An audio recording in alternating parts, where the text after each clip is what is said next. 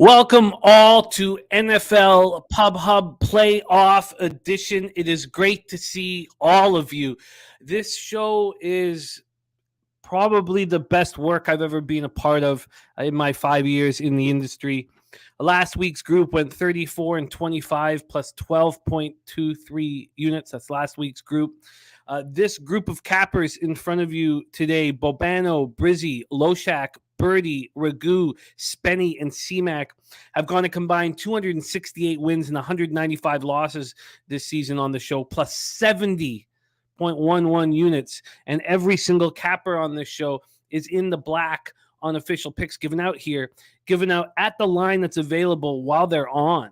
It's very, very impressive group here. I'm very proud of what we've done, and I'm very thankful for all of your support. Shout out to the cappers in the chat: Craig Wood, Sammy Calmer, the fix is in, Lucky Power. There is Birdie. He's going to be on today. Jim W. Putt is on Jacksonville. Team total over. Rez Mob in the house. There is Jer JB. He's loving McKinnon anytime touchdown and Kirk anytime touchdown. All of our 7 cappers are going to touch on each and every game. They may not give official picks on each and every game, but that's what they will be doing. I have moved on 4 bets in this divisional round. The Chiefs team total under 30.5. That's gone heavy against me. That was at plus 105 when I bet it. It's now at plus 125. So it's an embarrassing situation for me there. I did bet the under 53 today. Giants, Philadelphia, under 48. Dallas, San Francisco, under 46.5. I would have moved on the 49ers minus 3.5, but I've got the futures on them. It just didn't feel like there was a point to compound any losses in that situation. And in all honesty, I want to bet unders on all these games. I want an under in the Bengals, Bills, and I may move on it after the show. That is the situation here for me. I had a great season, and I had a very poor, very ugly wild card week. Overall, my record is strong, 101 and 78, 56.4% plus 14.4 units. There is Harold Williams ready to get to work, RVD. Big Ragu, he will be on here soon. Great to have all you guys. There's Brooklyn Funk Project in the house, and Harold Williams also leading to the under in this game. Well, let's get right to work. Let's not pussyfoot around. It's football. Saturday. Football Saturday, divisional playoffs. Our first guest has been simply spectacular. There's no other words for him this year. He is up 24.24 units on this show, 88 and 58. Quite possibly the finest performance that I've had of any guest of any sport in my career. He had a 5-1 wild card week. The last 5 shows he's been on, 16, 22, 20, he's 33 and 15. 33 and 15, and he's up about 18 units over that period. Tacky JP, Rob Garvey, JPZ, Coin, Stimmy OG, Parlangel, Markel, Leonard Porsche Jr., Mike M, BJ. It is time to get to work. Let's bring on the man I was talking about, coming to us from Hamilton, Ontario, Canada's black and yellow. Please welcome Ian Cameron to the show. Ian, how are you, my friend? We don't have many games left. I mean, as of this weekend, we've got 7, I should say, NFL games left. That's it. So time's wasting in terms of trying to make money from this sport. And boy, a lot of us have done that this year. It's been incredible. It's been excellent. It's been just simply excellent. And let's just keep it rolling and use every last available minute here talking capping. Here is Dan Kelly, says he's here for some winning props. There's J. Rowe, Nasty, Nate. Great to have all of you guys. We're going to go through each game in order with every capper. We start with Bobano Saturday. Today, January 21st, 4:30 p.m. Eastern, AFC Divisional Playoffs. Jacksonville Jaguars 9-8, 4-5 on the road at Kansas City Chiefs, 14-3, 7-1 at home. Arrowhead Stadium in Kansas City, Missouri, 37 Fahrenheit, a rain snow mixture, and 6 mile per hour is the wind. From an injury front, we're going to talk about this with a couple teams, very healthy. The Chiefs have had McCole Hardman out, I think, since week 10 or so, and he's out as well, but that's it. For the Jaguars, they have a few players on their questionable list, but all are going to be in. Agnew in, Scherf will be in. Of course, Trevor Lawrence will be in. Kendrick Pryor, backup receiver, will not be, may not be, but everybody else is in. The line history here, the market is back to moving very quickly towards the Chiefs. If you fought hard and paid a little bit of extra juice, you could have got the Jags at plus 10 today. There was a time at Pinnacle had the plus 10 at minus 160, 115 even. Minus 115 this morning. Wow. Okay, so that's about the lowest we've seen that 10 ever for Jacksonville. But it did get to the 10. Totals wise, it's opened up at 51.5. It's at 52.5, juice to the under. Bet365 was hanging the 53. I moved on it. From a cash flow standpoint, they've given like the slightest, like 2% line value on the Bills. No other team has line value, but they've given the Jacksonville Jaguars full line value.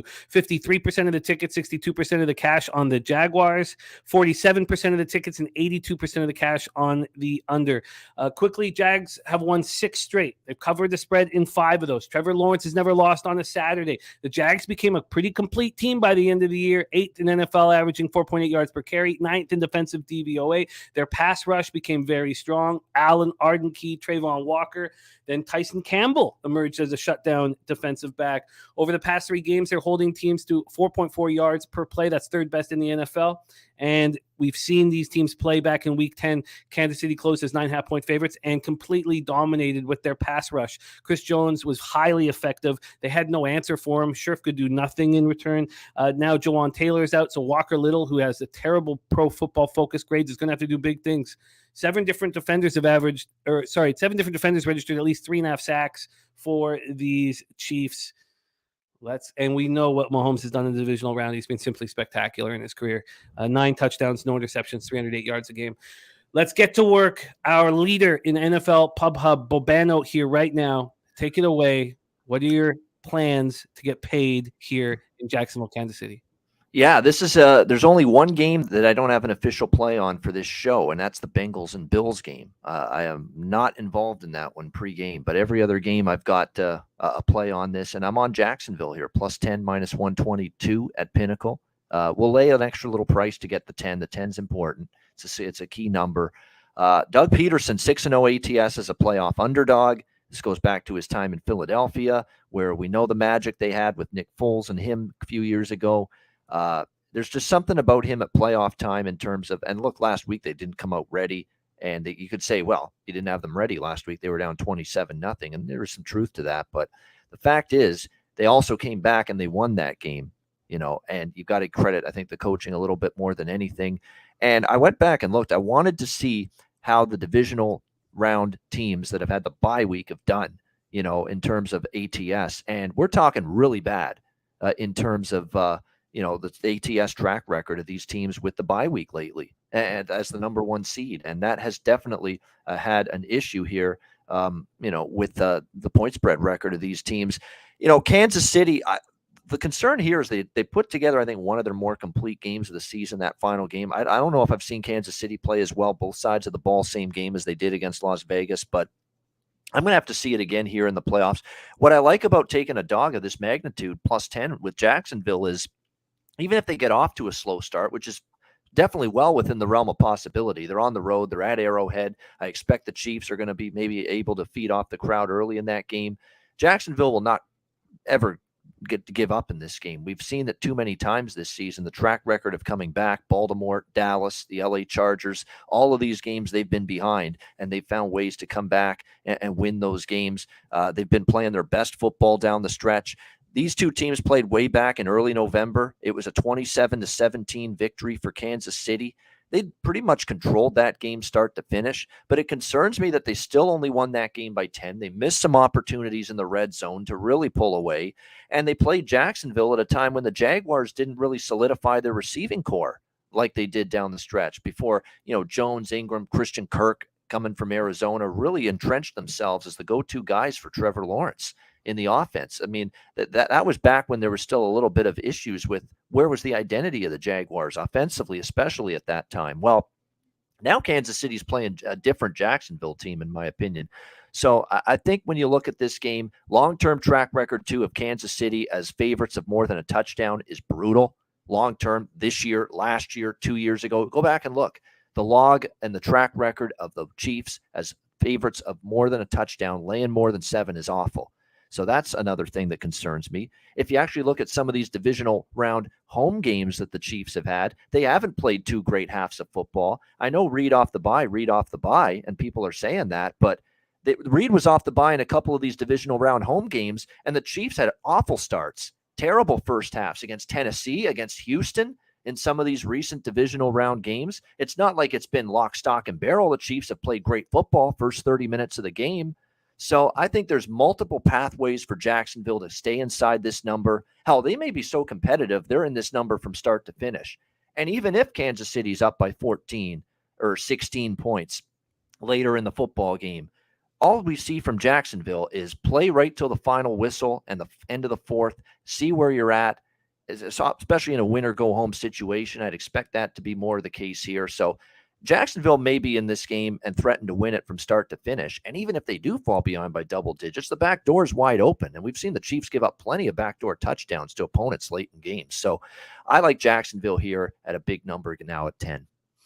Jacksonville plus 10. We can get that minus 121 right now at Pinnacle. A question from our Dan Kelly, and then we'll move on to the next game. He says, I have a question I'd like to hear asked of every capper on the show. What's the one thing that Jacksonville has to do to win? I want to make correlated SGPs with Jacksonville money line. So here we go. For me, it's very simple. The Chiefs were 31st in the red zone defense. 31st. They allowed opponents to score on 67.27% of the time. So I think that there's going to be touchdowns. There's going to be touchdowns. How often can the Jaguars get into the red zone?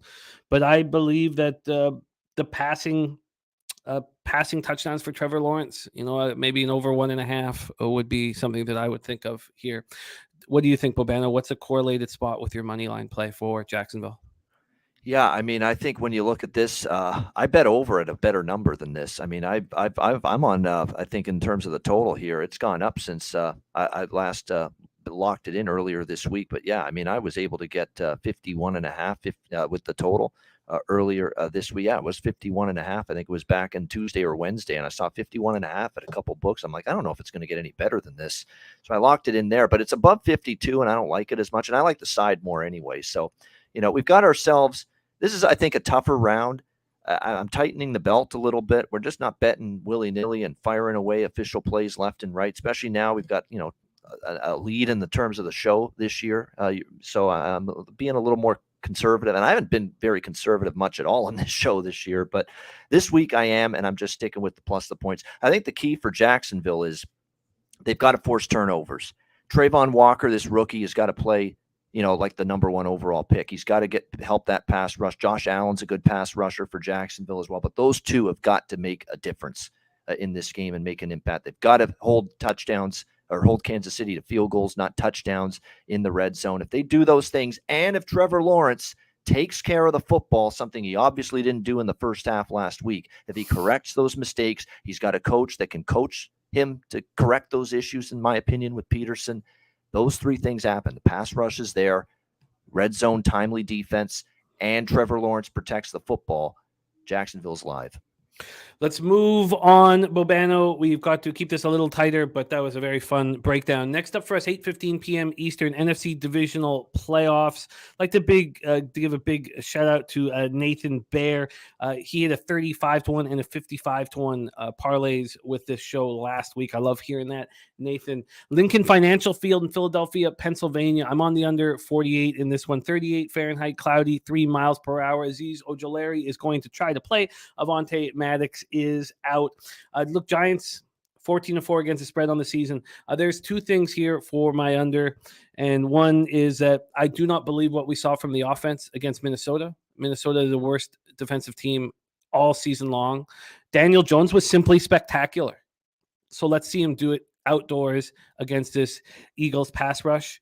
I also don't believe in how bad the defense was this year for the Giants. I think they're much better than the stats indicate the difference with Adoree Jackson in the lineup and Xavier McKinney is enormous. It's simply enormous. And the Eagles never faced them with those two in the lineup. Fabian Moreau and Darnay Holmes are not good. Adoree Jackson is so much better, and Dexter Lawrence, Leonard Williams, Kayvon Thibodeau, came together in a big, big way. When they're on the field together, they're very, very dangerous. We have Lane Johnson playing with the torn adductor. Jason Kelsey, this spectacular offensive line, ranked second in Pro Football Focus pass blocking efficiency, and they're very good. Now, they did allow 4.6 yards per carry. That's ninth most in the NFL. Can the Giants take advantage of that is the big question mark here. A big shout out to our Sharpies bets. Thank you for the dono, my friend.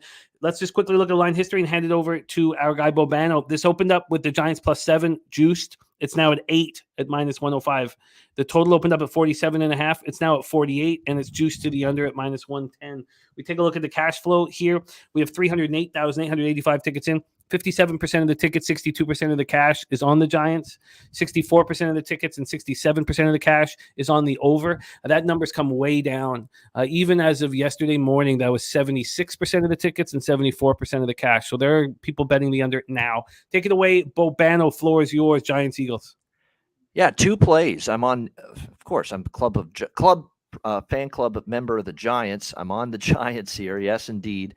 Plus the points in this game. I cashed, of course, with them last week against Minnesota. Now, look, only a fool would say this game isn't going to be much more difficult for the Giants than it was last week against Minnesota. We're not going to try to say otherwise. This is going to be a much taller order, tougher challenge for the New York Giants. By the way, +8.5, -115 at Betway for the Giants. It's actually -108 at Heritage now. That 8.5 just popped on the board. Very good. It's even better. So 8.5 there, which is good.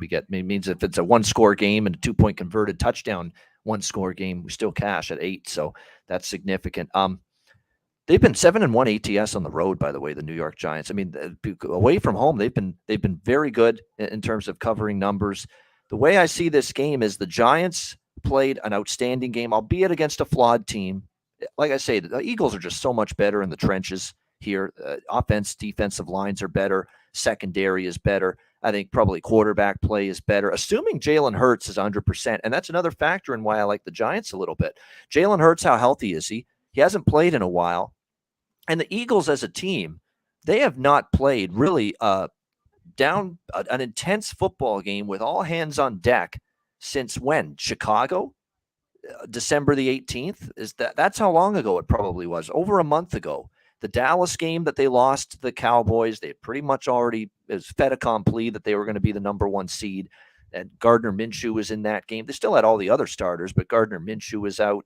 The Saints game, they kind of went through the motions there, and Minshew struggled. And again, they had some key pieces out there being cautious. And then the Giants game at the end of the season, again, 22-16, they did what they had to do. But again, against a Giants team that was resting everybody. It's been a month since we've seen the Eagles in a regular game prep situation where it's full bore, full throttle.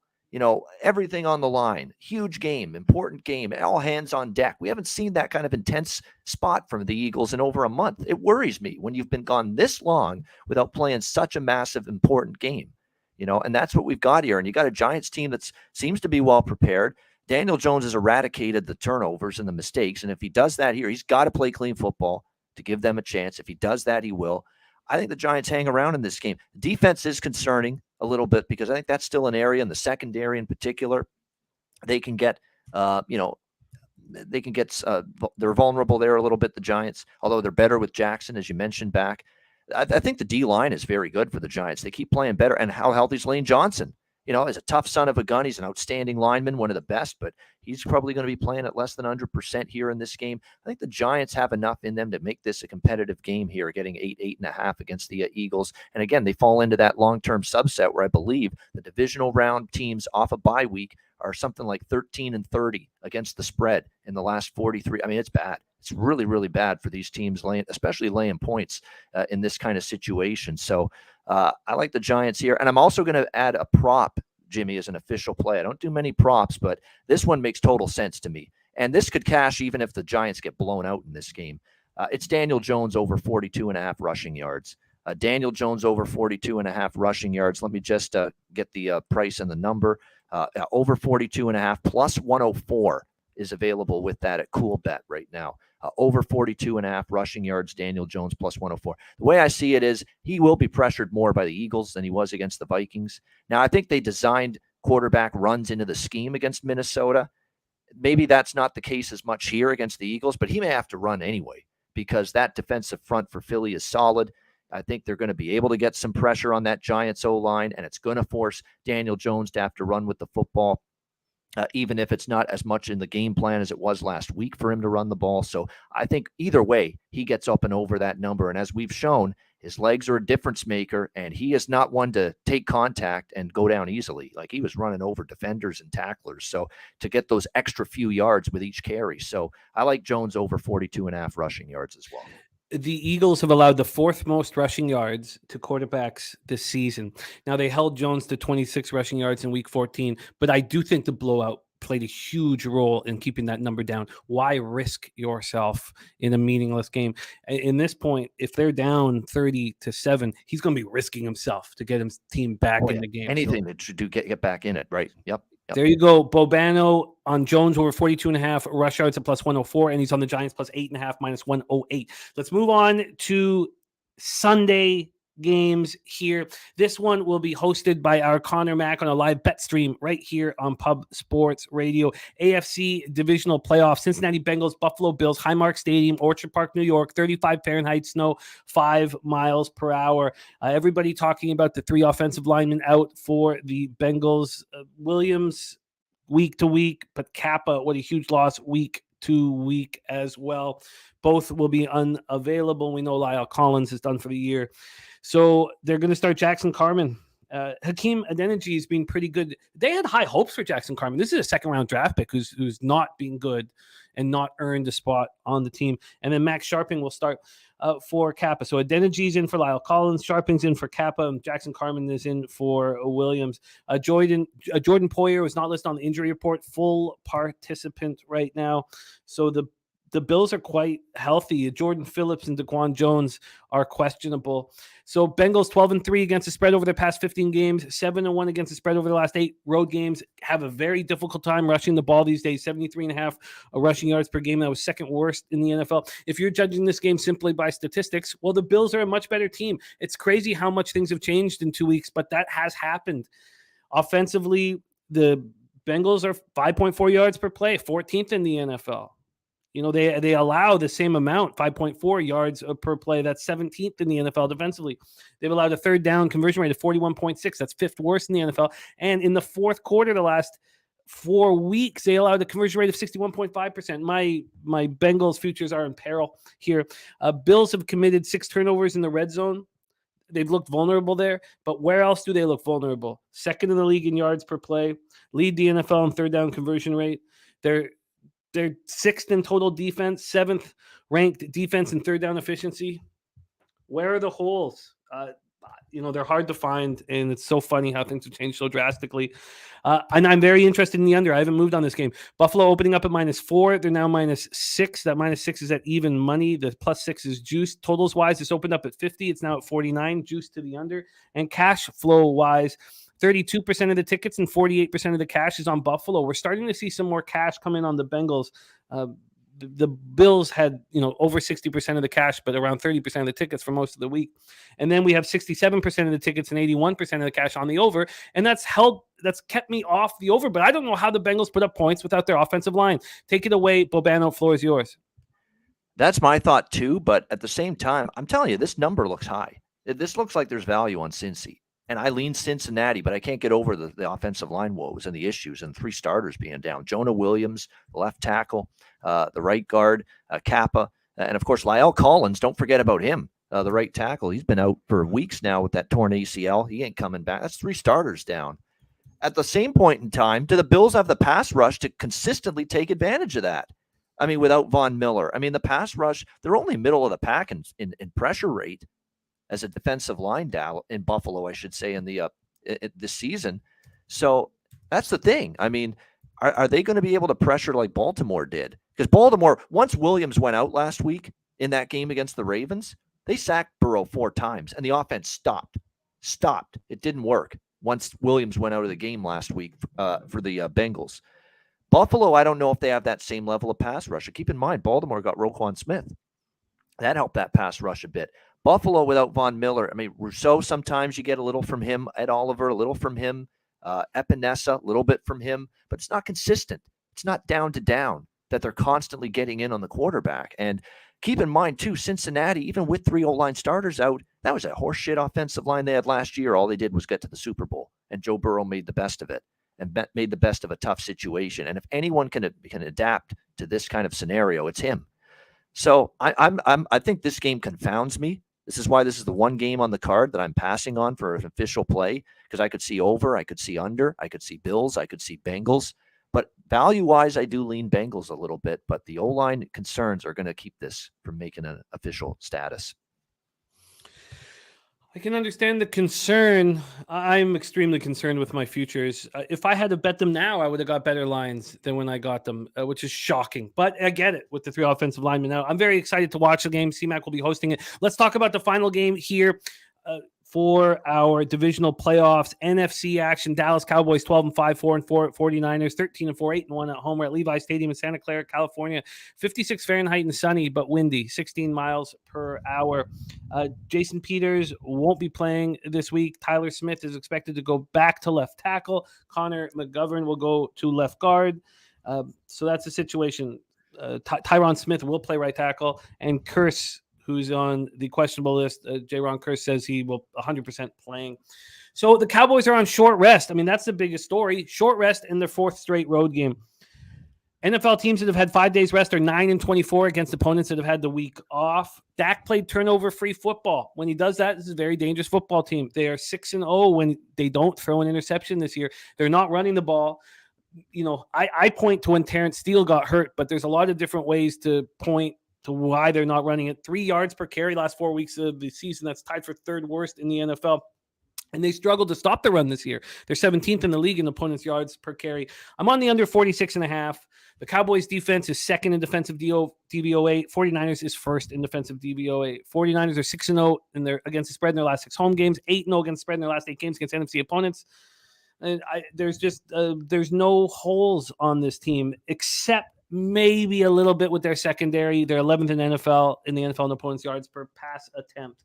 Let's talk about this line history and then hand it over to Bobano. This is the Niners opened up -4 at +102 at Pinnacle, and they were 3.5 for a long time.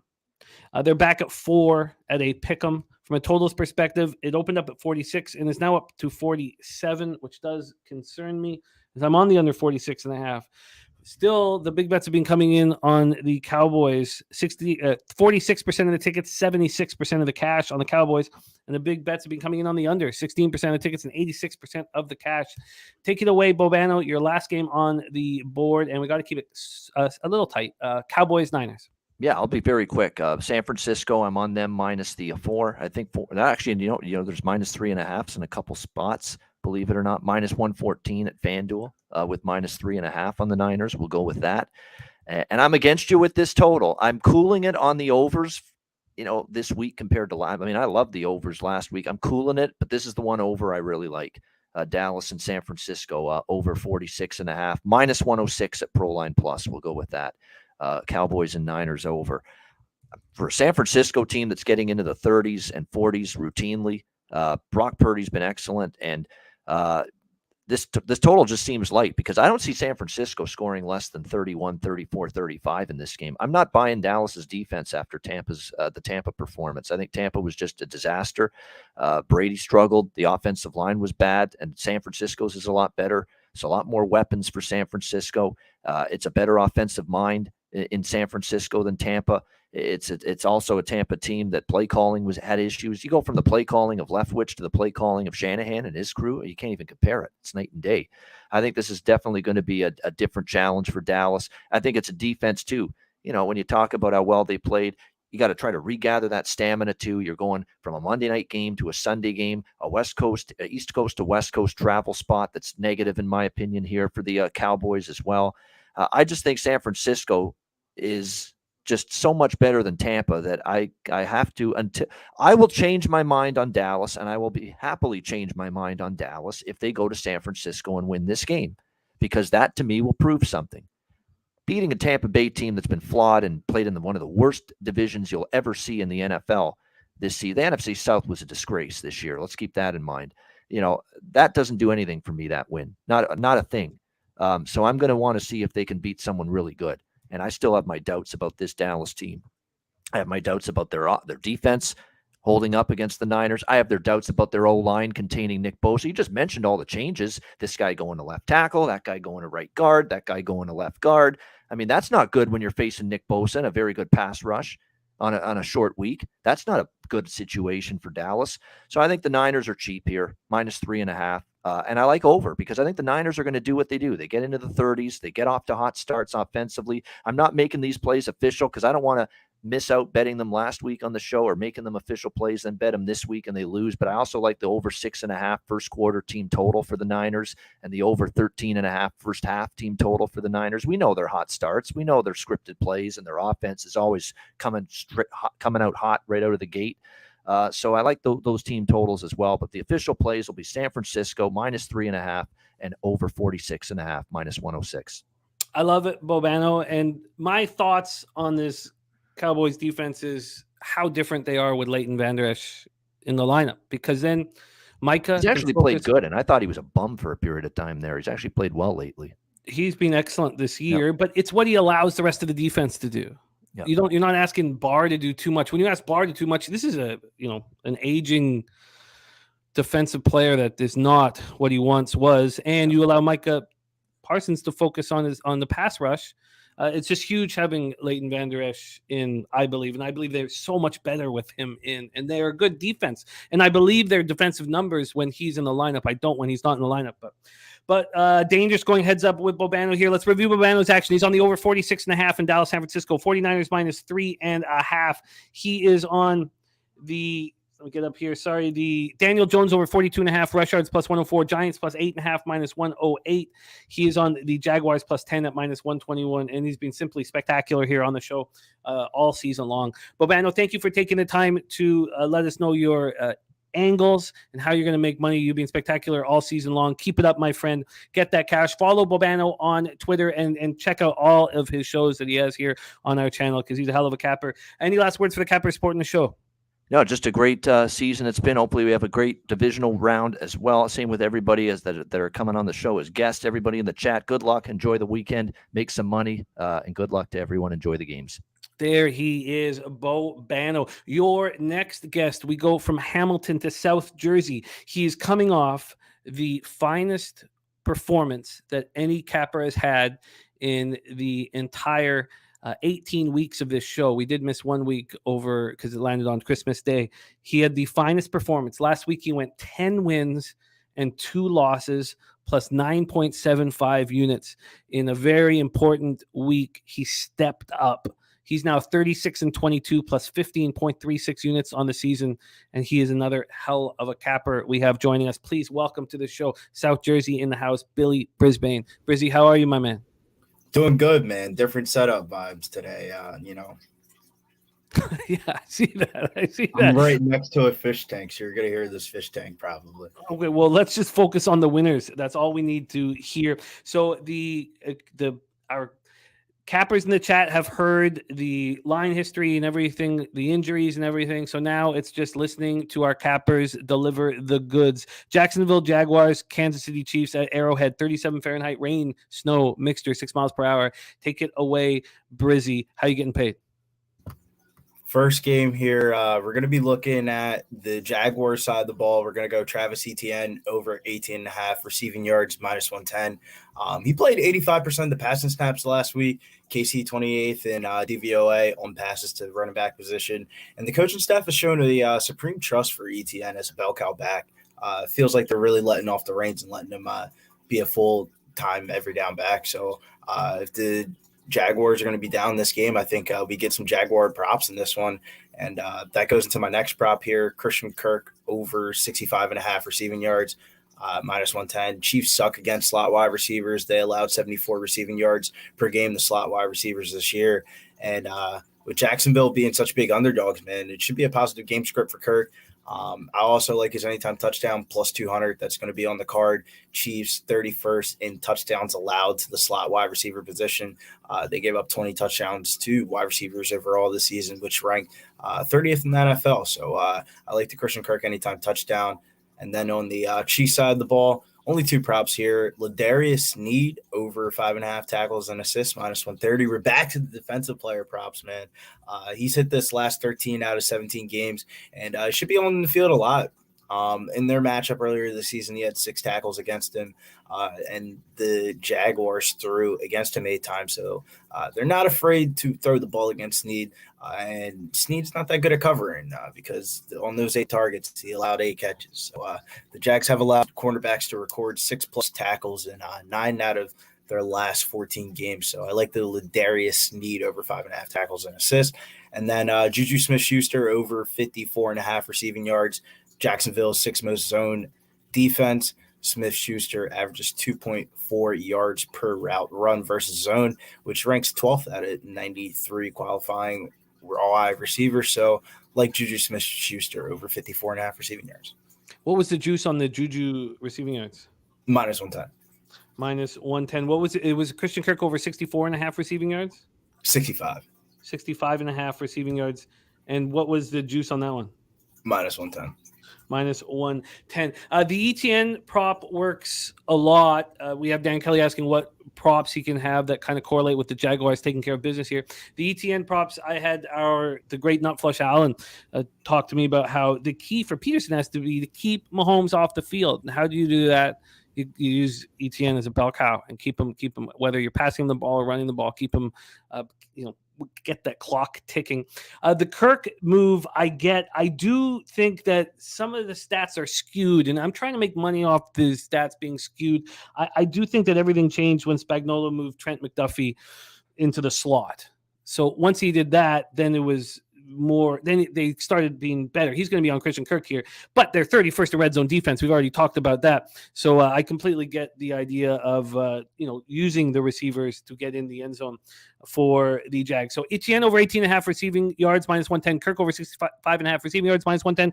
Kirk anytime touchdown, plus 200. Sneed over 5.5 tackles. You cashed your prop with Barton tackles last week.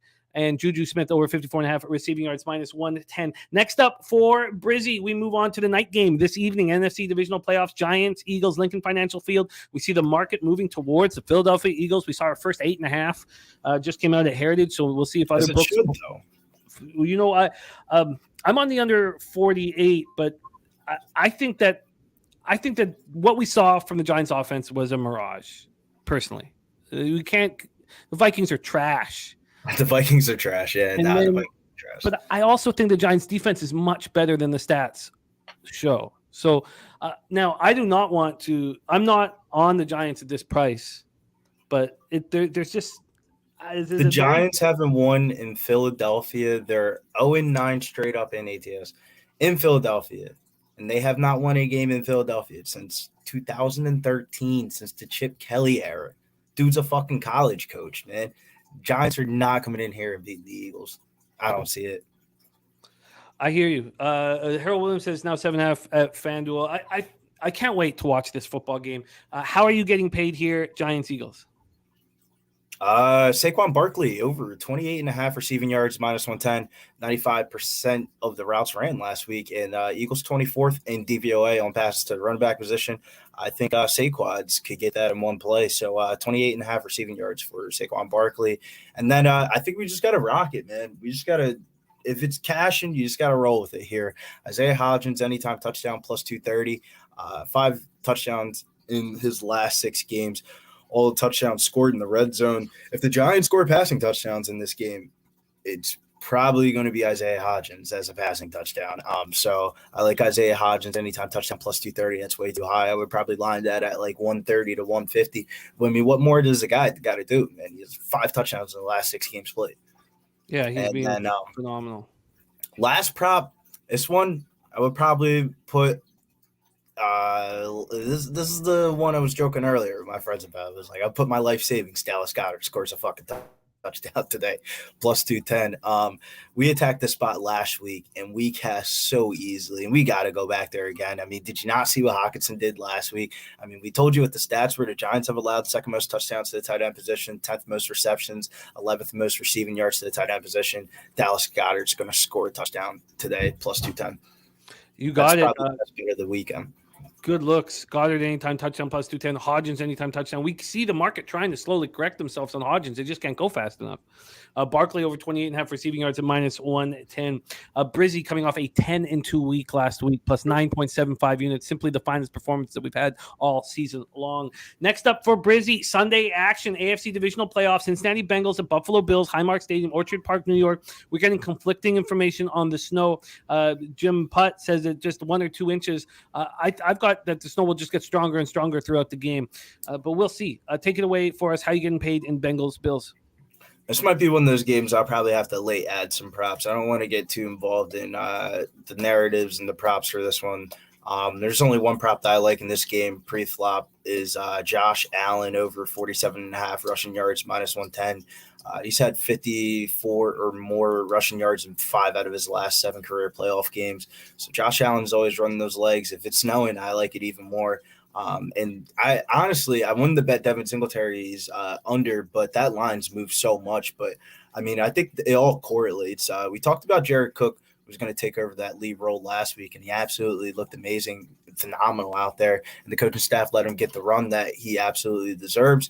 And Devin Singletary's starting to get reserved to the bench. I wouldn't mind his under. It's kind of moved. It was at 45.5 earlier this week. It's all the way down to 37. I mean, it's 6-7 yards. I mean, it's a little bit too much.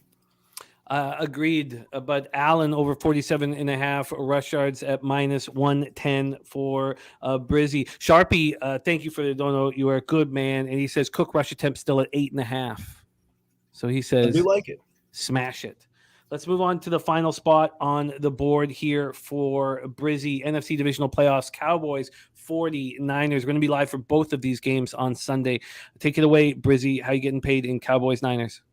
Yeah, I guess it's a quarterback rushing prop slate. I mean, the numbers are really low this week. Dallas Prescott over 14.5 rushing yards, 16-plus rushing yards in 5 out of his last 6 games, and 20-plus yards in 4 out of his last 6 games. Sam Frank gave up 28 yards to Geno Smith and 34 to Sittenham in Week 17. I mean, I don't know what's up with Sam Frank, but they're letting up these quarterbacks are running on him a little bit here. And I think Dallas Prescott, I think that should be lined at like 23, 25.5, but it's at 14.5. I think it's really good value, minus 120. Definitely one of my favorite bets in that game. The Prescott over 14.5 rush yards was juiced at what? Minus 120. Minus 120. Okay, I was making sure. All right, Prescott over 14.5 rush yards for Brizzy at minus 120. And then Allen over 47.5 rush yards. So he's focusing on the quarterback rush props for his pre-flop action on Sunday. Today, though, in the game about to pop off. I got one more play in that Cowboys 49ers game. Brandon Ayuk, anytime touchdown, plus 220. Cowboys gave up 22 touchdowns to the wide receiver position, and Ayuk led the team in red zone targets this year. I think it's a little bit of an overreaction because he didn't score last week. Debo came back. The guys, Kittle, CMC, Debo, and nobody's really looking at Brandon Ayuk. But, I mean, plus 220 for Brandon Ayuk to score a touchdown against the Cowboys. I could see it. That definitely – I was looking at the future bet. One future bet that kind of caught my eye is Cowboys win the Super Bowl at plus 850. I mean, if they beat the 49ers, man, that probably cuts down right in the half. And I think Cowboys probably the best dog bet of the weekend. Interesting. Makes me nervous hearing that. Ayuk anytime touchdown at plus 220 is being added for Sunday action. And then in a few minutes, our guy Brizzy's on Etienne over 18.5 receiving yards, I guess, in an hour and 15 minutes. Etienne over 18.5 receiving yards. Kirk over 65.5 receiving yards. Kirk anytime touchdown at plus 200. Snead over 5.5 tackles, minus 130. Juju over 54.5 receiving yards, minus 110. And for the night game tonight, Barkley over 28.5 receiving yards. Hodgins anytime touchdown plus 230. And Goddard anytime touchdown plus 210 for our Brizzy. Brizzy, incredible work, spectacular work last week. It was a thing of beauty, expertise. Was just so impressive, and you've been great all season long. Thank you for adding so much to the show. That's what you've done all season long. So, from the bottom of my heart, thank you so much. Let's get hot, man. Let's get hot. End out the season well, get hot, and get paid coming into the new year, man. I love it. There he is, our guy Brizzy in the house, coming to us from South Jersey, not too far away in Brooklyn. Our next guest won our NFL Cappers contest, and we simply must have him on. But he's been good. This is not just because he won the contest. He's 9-7 plus 1.38 units. The last 2 weeks he's been on the show, he's 6-1 plus 4.92 units.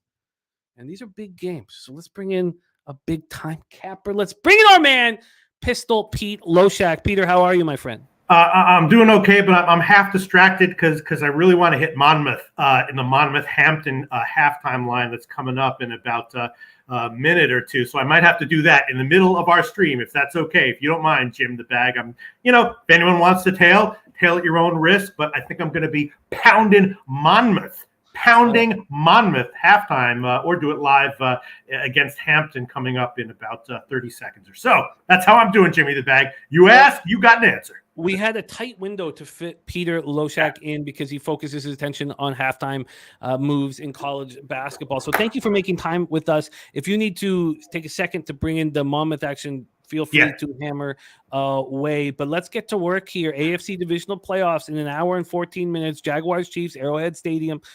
How are you getting paid? What are your moves? This is a tough one. Okay. First of all, I'll just go quickly. Again, I'm half distracted. The Jags can't cover tight ends statistically. We know that. Kind of a public play, but Kelsey's probably going to have a great game, right? Haven't bet it yet, but Kelsey, any Kelsey prop over, I would probably be into Kelsey yards over. As far as the game is concerned, it's tough. I want to take the under, but I really don't like it. I don't know how the Jags are going to stop.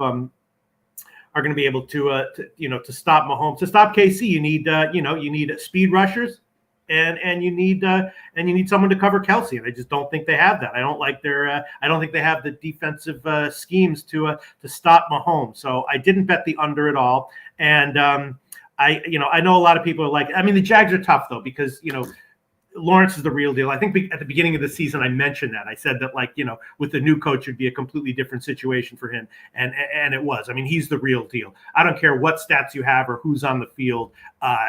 Betting against him as a big dog is something that I really don't want to do. So maybe using the Chiefs in a teaser is something that I would want to do. If you gave me a free bet on it and I had to take a side, I would probably take the Chiefs, but I would not bet the Chiefs with my own money. I would bet the Chiefs on a teaser with my own money, and I would definitely bet Kelsey props over with my own money as well.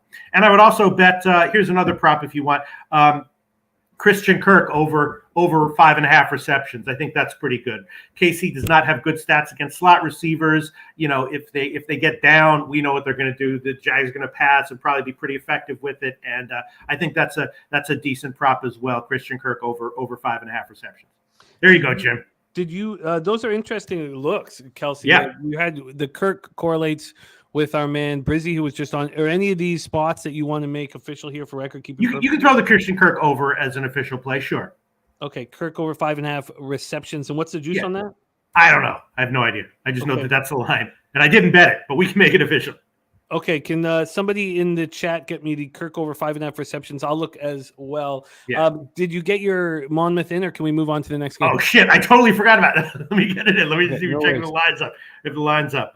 Yeah, we can move on. I can do the two things at once. Here, let's go. Okay. Let's keep going, Jim. We'll keep rolling in. We found that prop over 5.5 receptions at plus 104 from our Dan Kelly at FanDuel. Thank you, Dan, my man. That's not good. I don't like to see a plus number on that, but okay, fine. Well, because my whole thing is, everything changed. I felt with the Chiefs secondary when McDuffie when they realized their first round draft picks, their best cover corner. Right. So so I was thinking, scratch that. Can we not make it official, Jim? Yes, we cannot make it official. All right, and I apologize to anyone who wasted their time looking for a line. I just but Kelsey over yardage. It's got to be a good bit. No. I have some plays I'll make official in other games, though, Jim. All right, no problem. Okay, we move on to the next spot on the board. Giants, Eagles, Lincoln Financial Field, 38 Fahrenheit, cloudy, 3 miles per hour. We've gone over the injuries. There aren't many. Just Maddox out for the Eagles, and Azeez Ojulari is going to try to play. And we've gone the market moving quickly towards the Eagles. And I can't wait. I'm on the under 48. What are you doing here, Pete? Take it away. Oh, no, you're on the under? I am. All right, I was about to give the over as an official play, No, but trust yourself. You are our Cappers contest no, winner. Jim, I'm kind of like I'm just like flipping coins, but peaking right before the coin hits the ground. So I'm at 55% instead of 50%, which you would normally be if you weren't peaking right before it hits the ground. I think the Giants. If you gave me a free play on the side, I take the Eagles. But I wouldn't bet that. Although I do think that Eagles and KC teaser might be a 7-point teaser might be a decent play. I think the Eagles are going to roll, and I think the Giants offensively are not great, but maybe a little bit better than people are thinking. Jones is connecting with Isaiah Hodgins, so that's one you can give. Hodgins receptions over 5.5. That I'll take officially. Isaiah Hodgins receptions over 5.5. That I can make official. I was leaning over on this one, Jimmy the Bag. And if you gave me your free play on the side, I would take the Eagles, but I didn't bet that. But I would bet KC and Eagles teaser with my own money, although I haven't bet that one either. But you can make Hodgins receptions over an official play, and I won't pull that. Hodgins over 5.5 receptions. Oh no, it's 5.5. Oh, I don't know. Is it 5? 4.5. I thought. Over 4.5 receptions. Can we get somebody, Dan or somebody in the chat, to give me the juice on Hodgins over 4.5 receptions? All right, let's move on to Sunday action here with Pistol Pete Loshak, our winner of our NFL Cappers contest here at Pub Sports Radio. Bengals, Bills, Highmark Stadium. Conflicting information on how much snow will be there, but there will be some snow. Take it away for us, Pistol, Cincinnati, Buffalo. Man, this is a really tough one. I think Stephon Diggs will have a good game, so maybe Stephon Diggs over reception yardage. That might be good. It's just like the what do you call it? The Bengals offensive line problems. They don't really matter that much because of how awesome Burrow is with the short passes, and that's going to be effective. So I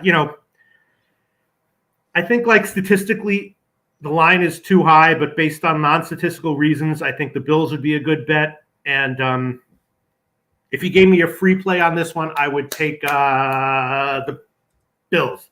If you gave me a free play on it, I would take the Bills. But there's a lot of people I respect a lot who think the line is too high, and I would agree with that statistically. But if you gave me a free play on it, I'd take the Bills. And I'd probably take Stephon Diggs over. I think it's 80 yards or so, receiving yards, right? I don't have that in front of me, but I'll make that official as well. You can throw that as long as it's not more than 85 or something. Okay, Stephon Diggs over receiving yards. We need to grab it at a book, but the Hodgins over 4.5 receptions at FanDuel is at plus 126. That's terrible, but okay, I'll take it. Plus I'm not going to pull it. And also, one of the red flags that we've talked about before, the best line you can get on the over is at Pinnacle, on the over 48. It's Pinnacle minus 102. So I'm pretty comfortable. There's John Roy in the chat. We haven't seen John Roy in way too long. Man Bear Pig joining us as well. All right, so we have Hodgins over 4.5 receptions and Stephon Diggs over receiving yards. Diggs at 79.5.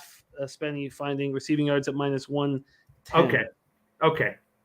All right, you are in business here. Pistol Pete Loshak, the final game, the game that's very near and dear to my heart. I will be hosting the live bet stream. Cowboys, Niners, Levi Stadium, Santa Clara, California. Weather's nice, but windy at 16 miles per hour. No Jason Peters for the Cowboys. Yeah. And the Niners are as healthy as they've been all season long. Pistol Pete, take it away. Cowboys, Niners. I don't know. This one I think might be okay. Over. I think I like the over, right? I mean, San Francisco has been statistically great since Purdy took over. And, if they get up big, Dallas can and probably will come back. Not a huge total, all things considered. I mean, if you look at the recent stats for these teams, it's interesting that this game has the lowest total out of the 4 on the weekend. So I did bet the over, and I won't pull it. And you can make that official. I got 46. I think it's up to 46.5 at some places, but I would take 46.5. The over. As far as the side is concerned, man, I don't know. Statistically, I would like Dallas, but San Francisco has been so good, and Shanahan is so smart, and maybe the Niners to score first or first touchdown. That's a good prop, I think. We know how great the Niners are with Shanahan starting the game, and Dallas is notably mediocre. in the beginning of games, and then maybe a plan to bet Dallas live if they get down big. That might not be, or at the half, that might not be a bad idea. Niners to score first might not be a bad idea. And I can understand why people are taking Dallas, but it's just the Niners are just so friggin' hard to bet against, even as a favorite in a playoff game. That's my take on this one, Jimmy the Bag.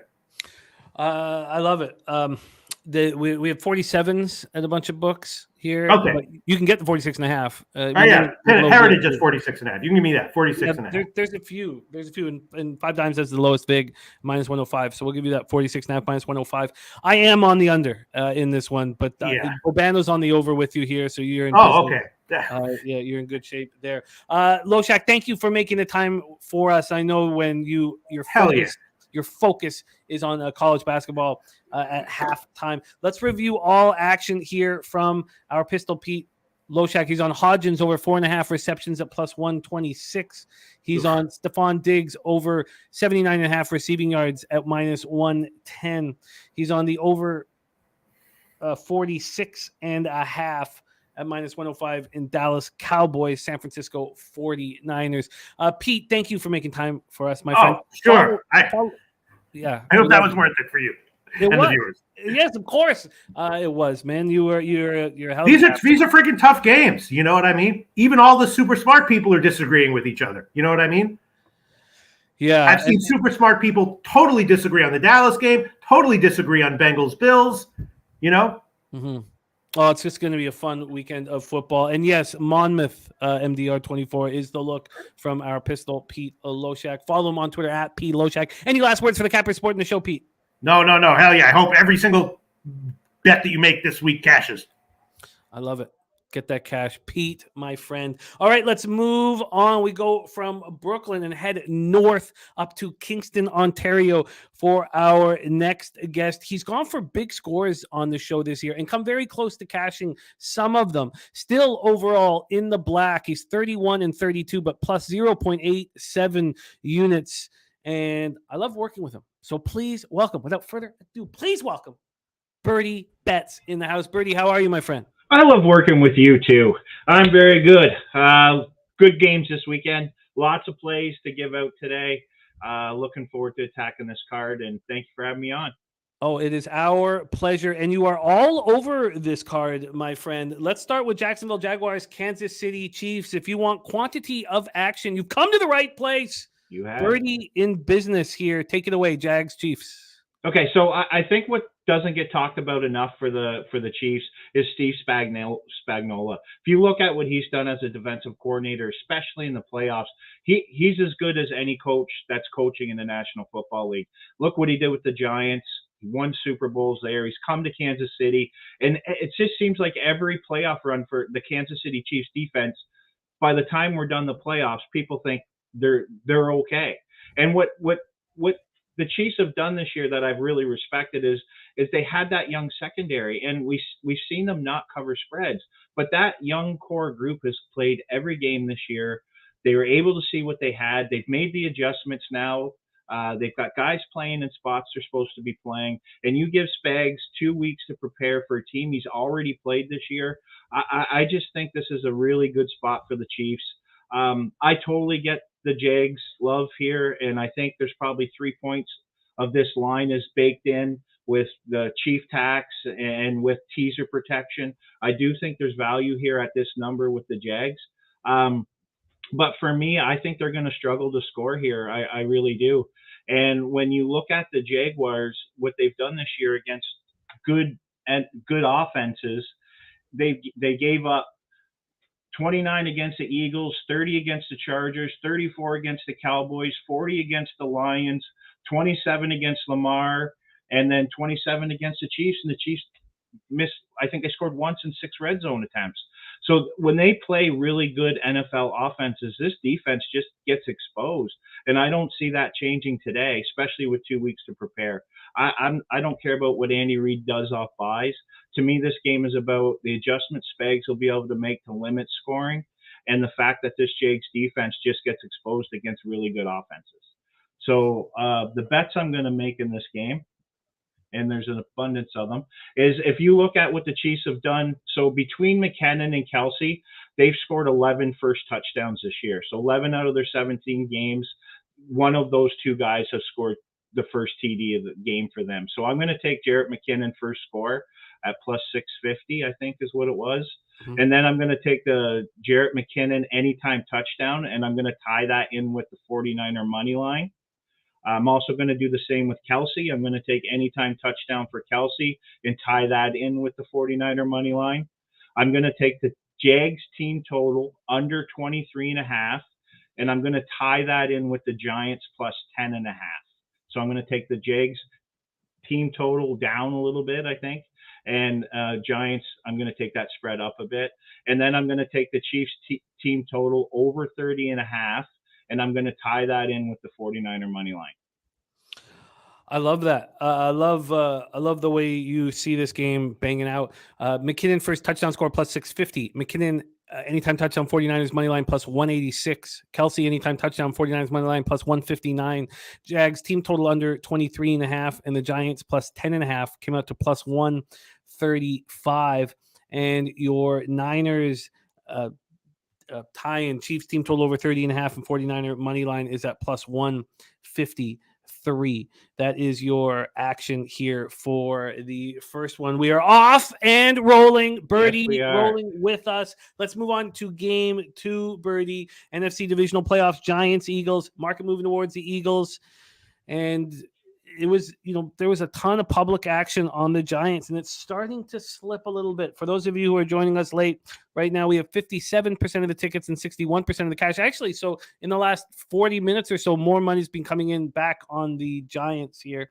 64% of the tickets, 67% of the cash on the over. And this over was going to be a bet that Pete was going to make until here that I was on the under, and that makes me nervous that he liked the over as well. Take it away for us, Birdie. Giants, Eagles. Yeah, I'm leaning over, to be honest. The Giants have scored 20 points or more in 7 of their last 8, and the one that they didn't was against the Eagles, where they played their third stringers and they still got 16 points. This Giants offense can score. I mean, they're proving it week over week. They're good for 20 points minimum, and I don't see that changing. I get the narrative that things looked really good last week, but it was the second time they played Minnesota in 3 weeks or 4 weeks. Minnesota's defense sets up very well for Isaiah Hodson. He got 105 yards the first game. He got 105 yards the second game. It just set up really well, and Daboll knows how to scheme an offense. But this Eagles defense and this Eagles team is a much different animal, and they're not going to be able to play offense the way they played it against the Vikings. They're definitely going to have to run the ball here. They're going to have to keep the Eagles from getting in rhythm on offense, and the only way to do that is to run the ball and keep them off the field. I'm with you totally. I think this Giants defense is very underrated. Wink's a hell of a good defensive coordinator. This is the third time he's going to have to prep to play this Eagles team, and I think the Giants defense will be ready to play in this game. And the big factor for me here is when you get into playoff time, I think it's always important to look at the trajectories. So the Giants have gotten better game over game over game, and the snowball's been growing and growing and growing and picking up speed. And they're now playing the best football I think this team can play this year, in this calendar year. And if you look at what the Eagles have done, granted there's been some injury concerns, but since their bye week, that snowball's really slowed down and they've regressed. And now we're coming into a winner-take-all game, and you're expecting the Eagles just to flip the switch and just suddenly play like they were pre-bye. And that's really hard to do in competitive sport. I mean, especially if you've missed games, and the game speed increases now. It doesn't decrease. So it makes it even harder coming back off time off. And I just think this sets up really well for a Giants cover. I don't think they're going to win. I won't say that. But I really do think this is going to be a hell of a football game, and I can't wait to watch it. So I'm saying that and thinking that the Giants are going to have to run a little more. I'm going to take the Daniel Jones anytime touchdown plus 250. I think he's going to have to use his big body, especially in the red zone, and I think this game sets up well for him to run one in.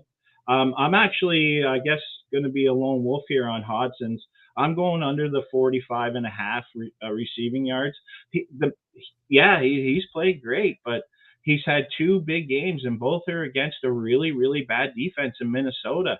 Outside of that, I don't think he's covered this number. I mean, you could probably add up what he's done the rest of the season, and it's not going to compare to what he did against those two games with Minnesota. So I think this number is probably 10 points too high, to be honest with you.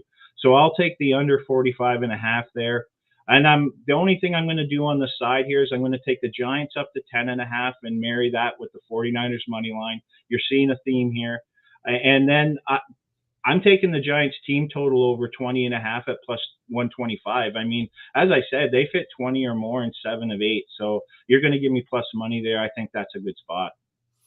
We can get you that Giants plus 10.5, 49ers money line at plus 150 right now at Pinnacle. Perfect. Daniel Jones, anytime touchdown plus 250. Hodgins under 45.5. Passing yards minus 110. Giants team total over 20.5 at plus 125. Sammy Comer says snowing pretty heavily in KC. I was hoping that would be rain at first. I don't want it just to be snow. I want that mix here. And Sammy says, don't like that for my Jacksonville bet. That was what turned the tide for me to pull the trigger. Was I was hoping for that mix. But Birdie firing away. Let's move on to Sunday, Birdie. Bengals, Bills, Highmark Stadium in Orchard Park, New York, 35 Fahrenheit, snow. Injuries to the offensive line of the Bengals have turned a lot of people off of this very talented Cincinnati Bengals squad. And then for the Bills, they haven't looked good. But if you're judging this game strictly by statistical analysis, the Bills are just better in all of these stats than the Bengals. The question is, at quarterback, you have one quarterback who makes mistakes in the red zone, and you have one quarterback who might be the coolest customer in the entire business. Take it away for us, Birdie. Bengals, Bills. Yeah, I think the biggest overreaction of this week is what's going on with the Bengals O-line. I mean, think back to last year. That O-line was trash. It was worse than what they're going to put out on the field this year, and they still got to the Super Bowl. I mean, I think the Bengals realized midpoint last year when they turned it around that Burrow had to get the ball out. And you look at statistics this year, if you're into that, Burrow was the second best in the NFL with getting the ball out of his hand behind Brady. There's not a quarterback in this league set up better to have pressure and to get 4, 5, 6 sacks a game and still step up and win that game. I mean, obviously it's not ideal, and you don't want to continuously put this young man in this spot, but it's a spot he's been in for probably 25 of his games he's played in as a starting quarterback in the National Football League. This just isn't a big deal for Cincinnati. And now they've had a week to prepare. Mixon's not a great pass blocker. And funny enough, I've seen some people try to say this week that he's been okay in that. And he got trucked last week. But Perrion, whatever his name is, right, he is a good pass blocker. And they have big tight ends. So they have a whole week to scheme to help this offensive line. And you have a quarterback that already proves that's elite, that gets the ball out fast. And they've got weapons at wide receiver. I've been saying for probably 8 weeks that this Bills team is not as good as what everybody thinks they are. And I still firmly believe that. Don't get me wrong. This is going to be a hell of a competitive football game. But to me, this is a field goal game all day, every day. And whoever has the ball last will kick a field goal and win this game. I think this number is just too big. So I'm going to play around with this number a little bit on the bets that I make. So I'm going to I do think the Bengals are going to score here because this Bills defense, I think, is probably one of the most overrated units in the National Football League. The numbers may not back that up, but I mean, visually, it just seems that way to me. And then on the flip side of that, ironically, you've given out a bunch of Bengal numbers that aren't very flattering. But if you look what they've done in second half of games this year, 3, 3, 3, 9, 6, 0. They had 2 21s against the Browns, 10, 6. They gave up 14 in the second half to the Chiefs, but none in the fourth quarter. And they won that game. Then 7, then 6, then 18 against the Patriots, but they were winning 22-0 at the half. And then 9 and 7. Like, they just play really good defense and make really good adjustments in the second half. So those numbers were alarming to me when I heard them. So I wanted to go back and check, but the numbers aren't really backing up what they've actually given up for points in the second half. So I really think this Jags defense is very underrated. So I'm going to go this game by going the Bengals team total over 23.5. I'm going to take the Bengals up to 7.5 and part with the 49ers money line. Then I'm actually going to sell some points here and take the Bengals at plus 3.5 and tie that with the 49er team total over 23.5. And I'm going to do Allen Dak interception prop or a parlay where they both get an interception. And both these guys are top 4 in the league in interceptions. So I think it's worth a sprinkle. That Bengals team total over 23.5 right now is at plus 155. Okay, I'll take it. Not happy about that, but I'll take it. We'll give you that one. Bengals plus 7.5. You know what? I'm going to do some line shopping here to see if I can get you better lines. Bengals plus 7.5, 49ers money line. And the Bengals plus 3.5 and the 49ers team total over 23.5. I'm going to line shop for those, see if I can beat them. But let's move on to your final game while I'm doing that. Final game, Cowboys 49ers, a game that means so much to me, and we'll be live bet streaming here. I'm in a pool, a huge cash pool where it's a confidence in you place a point on if you think it's just straight up confidence pool. And I'm on the Bills, and if I switch to the Bengals, whom I have futures on, I can win this thing. And I kind of had the Bills there because so there's at least a little bit of silver lining when my futures for the Bengals go away.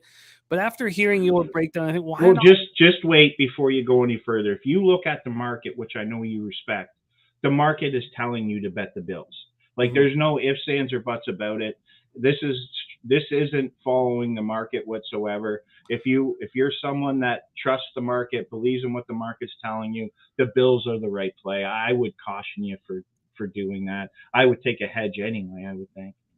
Yeah, and it is sort of a silver lining hedge. Yeah, because I'll be in an okay spot to get paid in this one. There's a ton of cash involved in it. There's 200 people in it.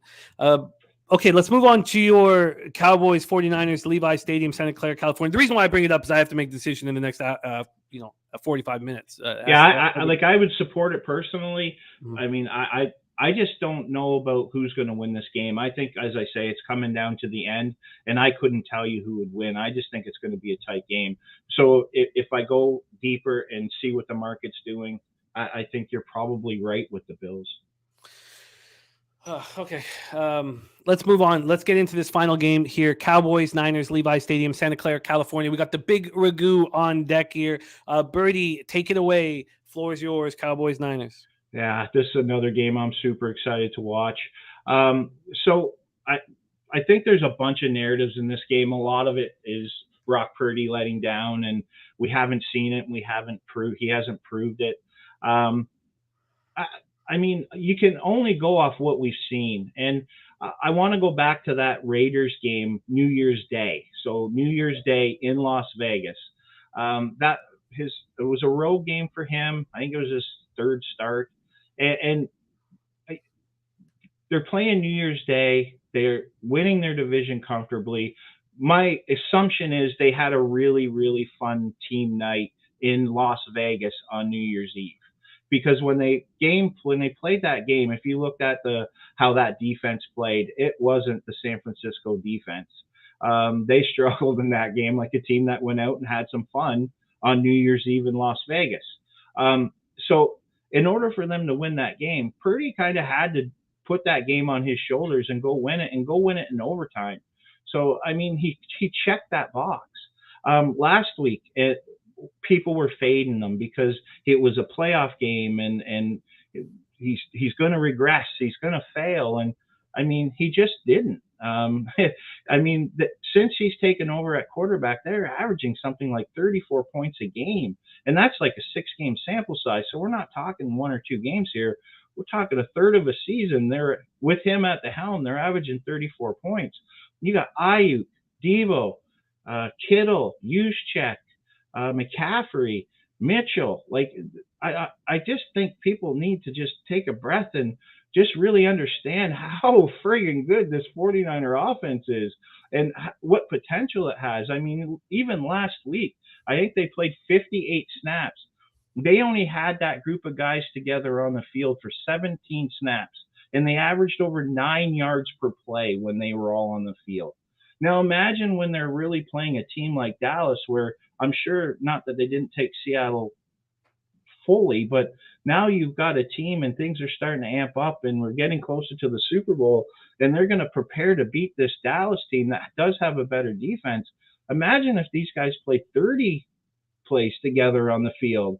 Like, it's just, this offense is just completely scary. And if they win this game, and they win this game by double digits, I mean, there's a lot of teams in this league that are going to have to get a lot better on defensively, especially in that division. Because, I mean, 34 points in 6 games for a rookie quarterback. He's in the right system, behind the right offensive line, with the right weapons, with the right coach. And I just don't think he's going to stumble here. I really don't. And I think Dallas can kind of maybe attack this secondary a little bit. But if you look at what Dak's done against number one defenses, he's 1 touchdown and 1 interception average in both of those games. So it's not a situation where Dak excels at as it is. So I agree with Brizzy. I think Ayuk at plus 200, or I think it's a little better than that. I think that's a good anytime touchdown prop. I like him here today. I think Michael Gallup gets, I bet him 50 passing yards or more for plus 185 on Bet365. I mean, that is the weakness of the 49ers. And when you get into the second coverage guy, third coverage guy, I think Gallup's going to have probably some good advantages in this game. So I like that value at plus 85. I also took Deebo Samuel, 25 or more rushing yards at plus 215. I'll keep playing that every week until he stops getting it. He got it last week pretty easy and pretty early. I'm actually going to take a shot here at this with Purdy getting 3 touchdown passes at plus 330. Again, I mean, why not? He hasn't proved what we're expecting him to fail, but when you look at the proof of work at 330 for 3 touchdowns, I think that's value there with him still. I don't think it should be that high. So I'm going to take that. And then I'm going to take the 49ers team total over 30.5 at plus 215. Again, I've got a 6-game sample size. They're averaging 34 points a game, and I'm getting plus 215 to go over 30.5. So that's where I'm at with that game. I'm really looking forward to watching this game, though. This 49ers team is scary as hell. They are scary as hell. You also have, to close up everything, a big parlay. I'm putting that together for you right here because it's an alternative line situation here. So, and it's a big score situation. So you have the Bengals plus 3.5 at plus 120. You have the Giants plus 3.5. Let's move this over here. Giants alternate point spread plus 3.5 at a plus 170. And you have the 49ers team total over 30.5 at plus 215. That gives you a 3-team parlay at plus 1771, just under 18-1. Birdie, spectacular work. Let's review all action for Birdie. So he's on that big parlay there at plus 1771. Ayuk anytime touchdown plus 220. Gallup 50 or more passing yards plus 1 or receiving yards plus 185. Deebo 25 or more rushing yards plus 215. Purdy 3 touchdown passes plus 330. 49ers team total over 30.5 plus 215. And then he's got the Chiefs team total over 30.5 and the 49er money line at plus 153. That's a parlay there. Then Bengals team total over 23.5 plus 155. Bengals plus 7.5. Niners money line plus 140. Bengals plus 3.5. Niners team total over 23.5 plus 249. And he's parlaying the interceptions here with I have this with Dak Dak and Allen. Two Yeah. different. Yeah, sorry. Yeah. Okay. Allen over half interception, Dak over half interception at plus 170. Then Daniel Jones anytime touchdown plus 250. Hodgins under 45.5 at minus 110. Giants plus 10.5. 49ers money line plus 150. Giants team total over 20.5 at plus 125. And then for the game that pops off in 41 minutes, McKinnon first touchdown 650. McKinnon anytime touchdown 49ers money line plus 186. Kelsey anytime touchdown 49ers money line plus 159. Jaguars team total under 23.5, and the Giants plus 10.5 at plus 135. What an exciting card you have, Birdie. I'm what a pumped. wild. I'm wild. What a wild 48 hours you're gonna have. Oh man. Well, let's touch base here. Let's touch base over the next 48 hours. I'll be keeping a close eye on your action. So go out and get it. Follow our man Birdie on Twitter at Birdie_bets. And your class act and a lot of fun, Birdie. Thank you for making the time with us. Any last words for the Cappers supporting the show? Yeah, let's have a day. Let's win them all. Pumped for this weekend. Looking forward to two really big games in that Giants, Eagles, and the Cowboys 49ers. Let's get that fucking money. Love you, mister. There he is. There he is. Birdie's bets. So we go from Kingston, Ontario down to Ocala, Florida. Your next guest has, so weeks 1 and 2, he struggled a little bit. And then since then, he has been lights out. So since then, he's been in the black in 10 of 11 appearances on this show. In his last 3 appearances, he is 17 and 11 plus 6.4 units. What a machine he is. Overall, 46 and 32 plus 13.33 units. Brizzy's unbelievable display last week pushed Ragu back into 3rd place. He is last year's champion here on NFL Pub Hub. Please welcome from Ocala, Florida, the big Ragu in the house. What up, Doc? Hey guys, what's happening? Happy Saturday. No wonder we up so many units with the class of cappers that we have, man. It's hard to beat this group that we put on screen every week. So much love to the chat, and of course, much love to you and the gang back home.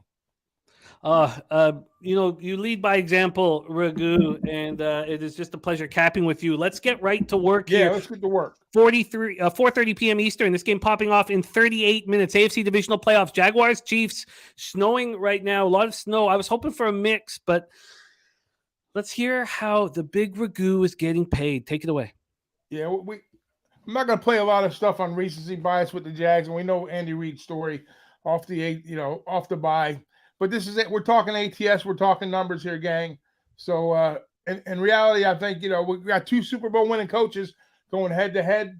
And, both of these teams, we've got 2 teams left in the playoffs that are riding on house money, which is the G-Men and Jacksonville. But everybody showed up from the AFC side that was basically, a division champ or a conference champ, whatever. So now, we got 1 versus 4 in the league. And I think this matchup sets up pretty good for the Kansas City the Chefs, just because of the rest factor. But they haven't been good they haven't been good ATS. They've been actually really bad ATS, and they've started off really, really slow for the most part. So I'm not gonna get a whole lot of breakdowns here. I'm gonna give you a lot of plays, but I like the Jaguars and the Chiefs to play a first half under here in this spot. I think it's going to be a scripted type scenario, and I don't think Peterson definitely doesn't want to get involved and getting in the shootout with Mahomes here. So I look for like a lot of bubble screens, a lot of ET in action if you're involved in props that way, and I think we see like a 13-10 first half. So I'm on the under 27. Under 27, I can get that. It's moving very quickly, this one. I can get it for you at minus 116. Is that okay? Whatever you get me, you lock it in. And I'm going to take the Jags. The Jags are pretty good. They're better on the road than they are home at scoring points, believe it or not. And with Kansas City slow starts, I think Kansas City's averaging like around 11, 12 points, and so isn't the Jags on the road. So I think it'd be like a 3-point number first half. So I'm going to take the Jags in the first half too also. Let's get you the Jags in the first half. On the line shop there's a rumor from MDR saying that the first half is 28.5 at MGM. That's wild. I'm going to go over to their site and find that out. I got 2 props I'm going to put in there too with that. I'm going to take a Mahomes anytime TD prop, which I like that. because I think full game as the game goes on, Kansas City kind of pulls away. And then I'm going to take Kelsey, 2 TDs. I think it's like plus 400 at DraftKings. Kelsey, 2 TDs at plus 400. And do you have the Mahomes anytime TD in front of you? I think it was shit. No, I don't. I forgot to mark it down. I apologize for that. No worries. We'll get if anybody can grab us Mahomes anytime. I put it in the chat earlier, but I didn't post it in my notes. And then the Jags first half, plus 6.5. There's a plus 330 Mahomes anytime TD. Oh, perfect. Plus 330. It might be less than that now. Who knows? But whatever you get me, I'll take it. Sounds good. Spenny Penny Bombs has both of those spots as well. And the Jaguars first half, we can get you plus 6.5 at plus 105 at Bovada. All right, book it. Plus 6.5 at plus 105. All right, Ragu is in. He's on the first half under 27 at minus 116. He's on the Jaguars first half plus 6.5 at a plus money spot plus 105. Mahomes anytime touchdown plus 330. Kelsey 2 TDs at plus 400. We are off and roll. Yeah, it's 2 TDs though, Harold, that he's going for. 2 TDs with Kelsey. I love it. Let's keep rolling here. We got the big Ragu, last year's champion, currently in third place at 46-32 plus 13.33 units. We move on to the night game here. Giants, Eagles, Lincoln Financial Field. Take it away, Ragu. We can't wait to hear your thoughts. Yeah, so this is another big game. Team coming off a bye here also, the other number 1 seed. And, the big question mark, everybody's talking about what's hurts. It's not a matter of if he's healthy, because I don't think that's an issue, because I've heard, the docs talk about it. I've heard, all the analysts, all the BS going up and down with Hurts. So I don't think it's going to be an issue with the shoulder, running the ball, anything like that. But how sharp is he really going to be? You got that one little short spurt of playing in week 18, and then, it's on back to the pine here. And the Giants are kind of rolling a little bit, and I know Daniel Jones has had his best games against Minnesota in those couple weeks, 3 or 4 week period. So that makes him look really, really good. And he's an athlete, and all the credit to Daboll is what he's done with him and how the Giants have, like you said, I've heard you mention it. I've said it all along too, that the Giants defense is definitely underrated, especially, with Lawrence and Thibodeau up front, and the secondary is not too bad. So what kind of looks are the Eagles going to present to the Giants to kind of keep them, to kind of keep the Giants in the game if you're going to back the Giants, if you're a Giant fan or if you're a Giant backer?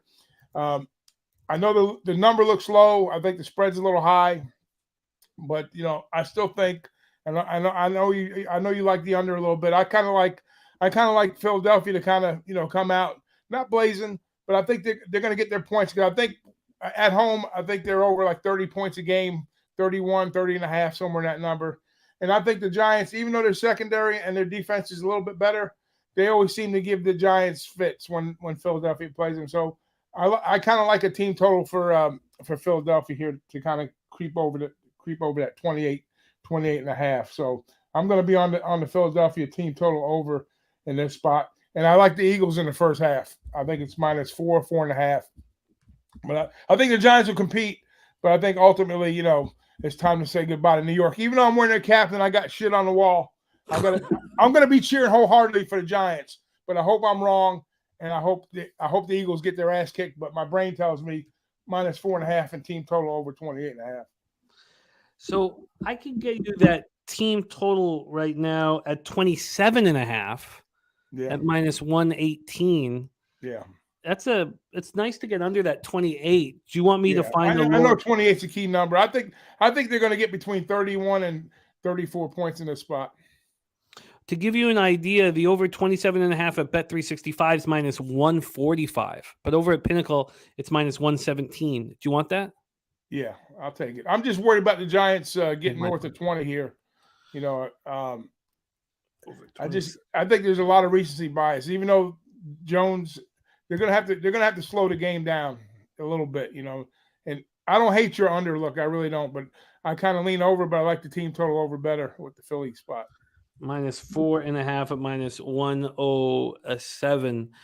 I like it. I like your action here. I just feel like there's certain things that I wanted to take advantage of this week.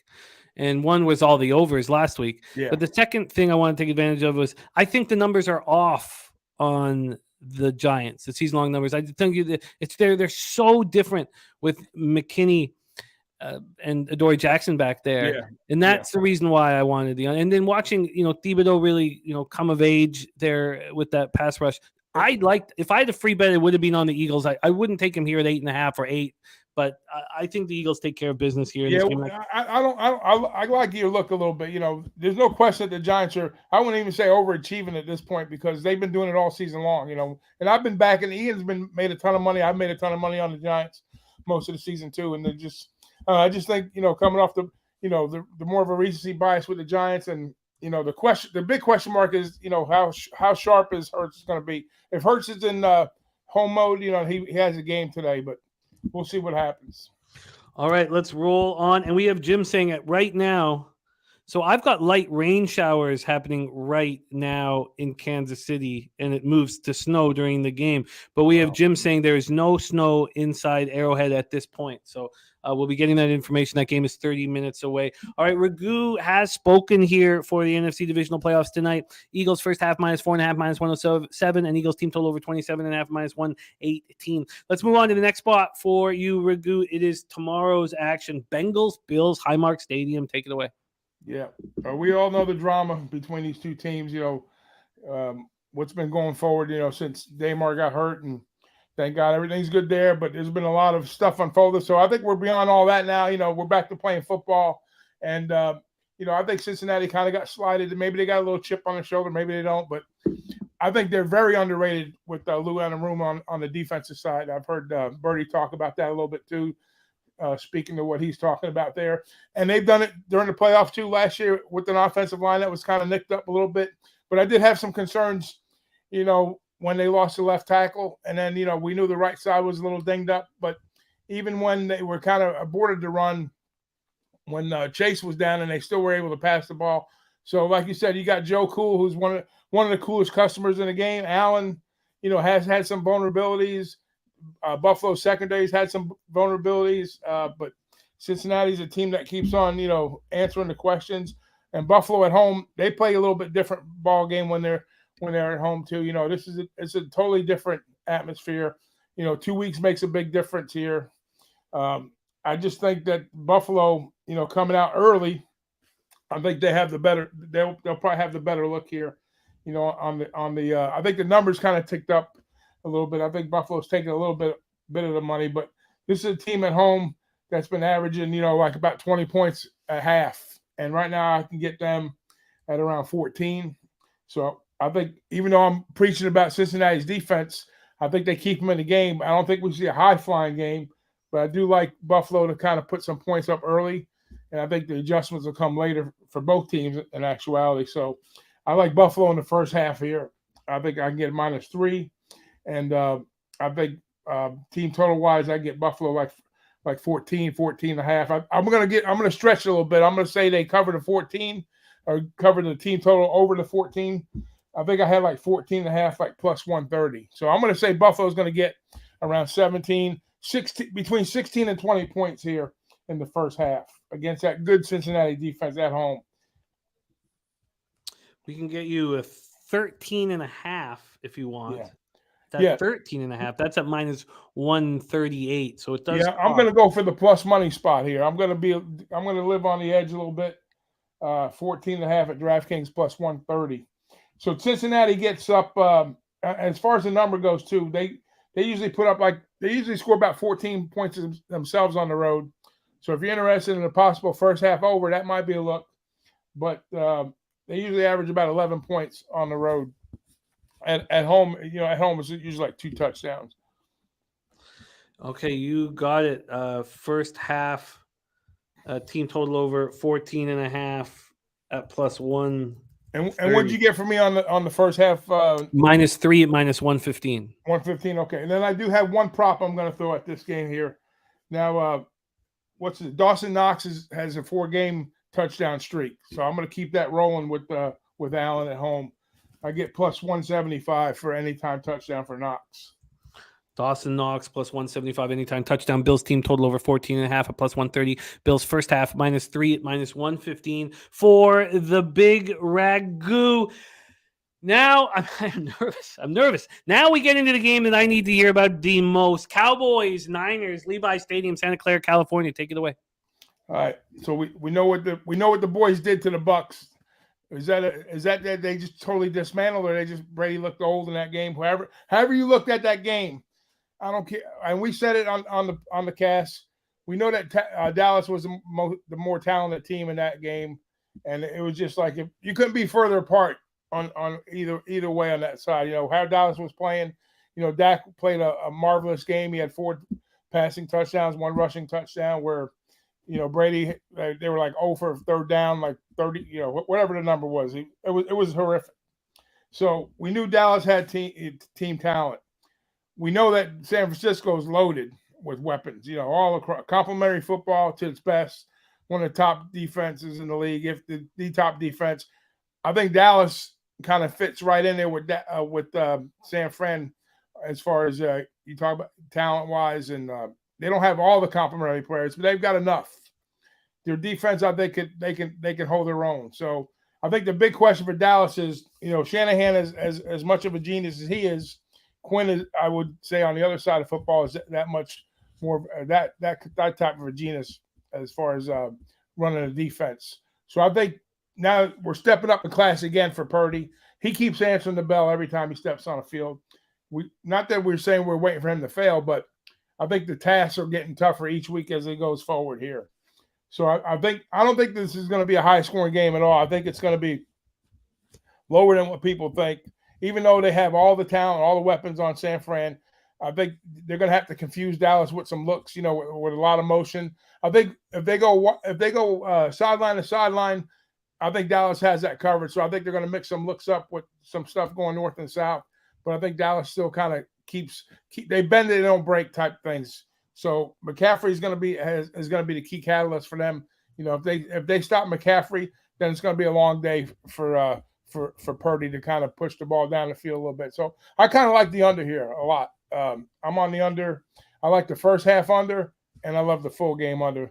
And that's the only look I have on this game because I was trying to break down the offenses, and I come out on the San Fran side as far as that goes. But I think they win the game, but I don't think it's a high scoring game. I think this game stays well within the early like a 21-17. 2017 game, so I think Dallas doesn't score above 20 points, and I think San Fran barely covers 20 points. So I see this game in the high 30s. I love hearing that. I'm with you on this. I'm on the full game under. It's creeping up, but we can get you that first half under 23 at -107, full game under 47 at -106. Our guy Ragu's also on Bills first half -3 at -115. Bills team total over 14.5 at +130. Knox anytime touchdown +175. Then he's on Eagles first half -4.5 -107. Eagles team total over 27.5 -118. And here in 23 minutes, he's on the first half under 27 -116. Jaguars first half +6.5 +105. Mahomes anytime TD at +330. And I could only find the Kelsey 2 TDs at +320. That was the highest that we could find That's around. Fine, yeah, whatever it is. I love it, Ragu. I'm not worried about it. And I got one more parting shot. I got to give you the parting shot teaser, right? Of course you do. I'm going to take the boys because I think it's too many points for San Fran to cover. I'm going to take the boys on the teaser with Philadelphia at home. I'm going to take a dog in the favorite. So that is the Cowboys. Then, sorry, let me just move this over. So the Cowboys 6-point teaser gets them at +10. So Cowboys +10. And then who was the other one? The Eagles? Eagles, yeah. Eagles. I know everybody but their mothers on Eagles and Chiefs for sure. I love it. Cowboys +10, Eagles -2 here for Ragu. And Ragu will be joining us for our big, huge Cowboys Niners Sunday nighter that I'm so excited to be sharing with you, Ragu, my man. Thank you for making the time for us. Please follow the Big Ragu on Twitter at Big Ragu62. Ragu, any last words for the Capper Sport in the show? Absolutely. I want to thank Pub, of course, the chat. I was proud to represent you guys as your champion this year, and Ian has done spectacular work and all the amongst all the cappers. But Ian, especially you, my guy, spectacular work too. I took my shot last week. I came up one game short to get me back up the ladder, but all kudos to you, my man. Congratulations, and we'll see what Birdie's got some crazy stuff going too, man. It's going to be really interesting. I'm happy for everybody on the show and the success of the show. So I'm glad to be with you guys and appreciate everything you guys do. We love you, Raghu, and appreciate you, Raghu. All right, we move from Ocala, Florida. We head up north to Toronto. Your next guest has been spectacular. He swept the board in week 17, 5-0 plus 5.16 units. Overall, he's 22-13 plus 9.74 units in just 6 shows.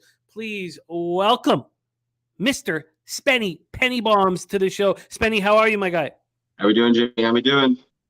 Doing great. You've been very successful here on the show. 22-13, man. That's a very impressive record. Let's get right into it, my man. Talk to me. Yeah. AFC Divisional Playoffs, Jaguars, Chiefs. Yeah, I don't want to take up too much of your time. I want to give some time for CMAC as well, so we'll try and get through these as quick as possible here. Give some time for CMAC. So we got Jacksonville and Kansas City going on here. I love the Jags here as well, especially now that they're getting 10 points, I believe it is. So I'm on the Jags. Give me the Jags plus 10.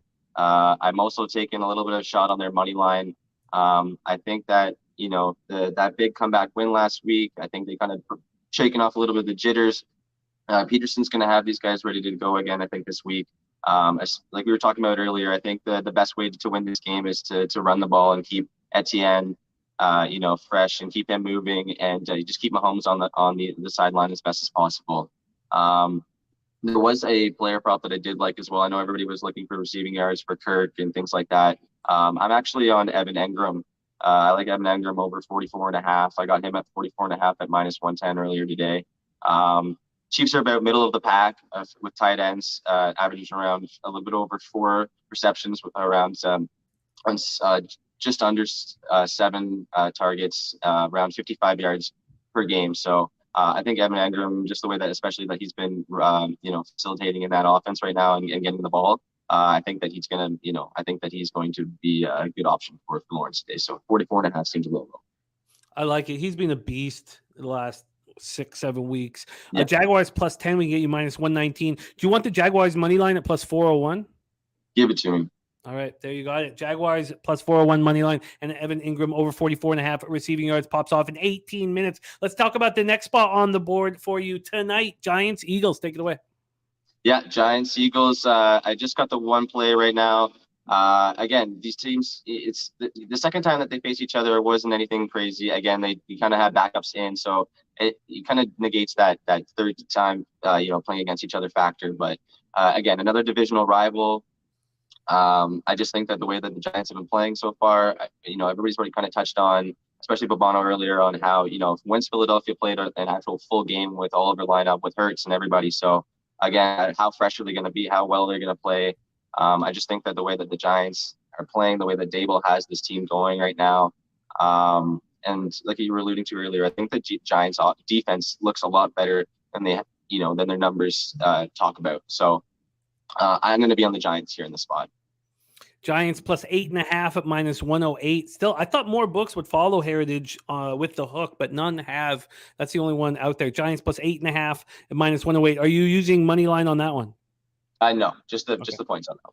All right, then we move on to Sunday action. Mr. Spenny Pennybombs with us. Bengals, Bills, Highmark Stadium, Orchard Park, New York.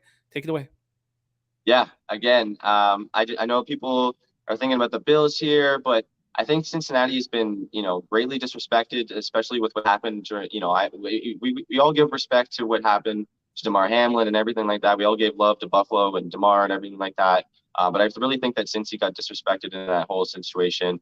They definitely shouldn't be, playing on the road, I think, in Buffalo right now.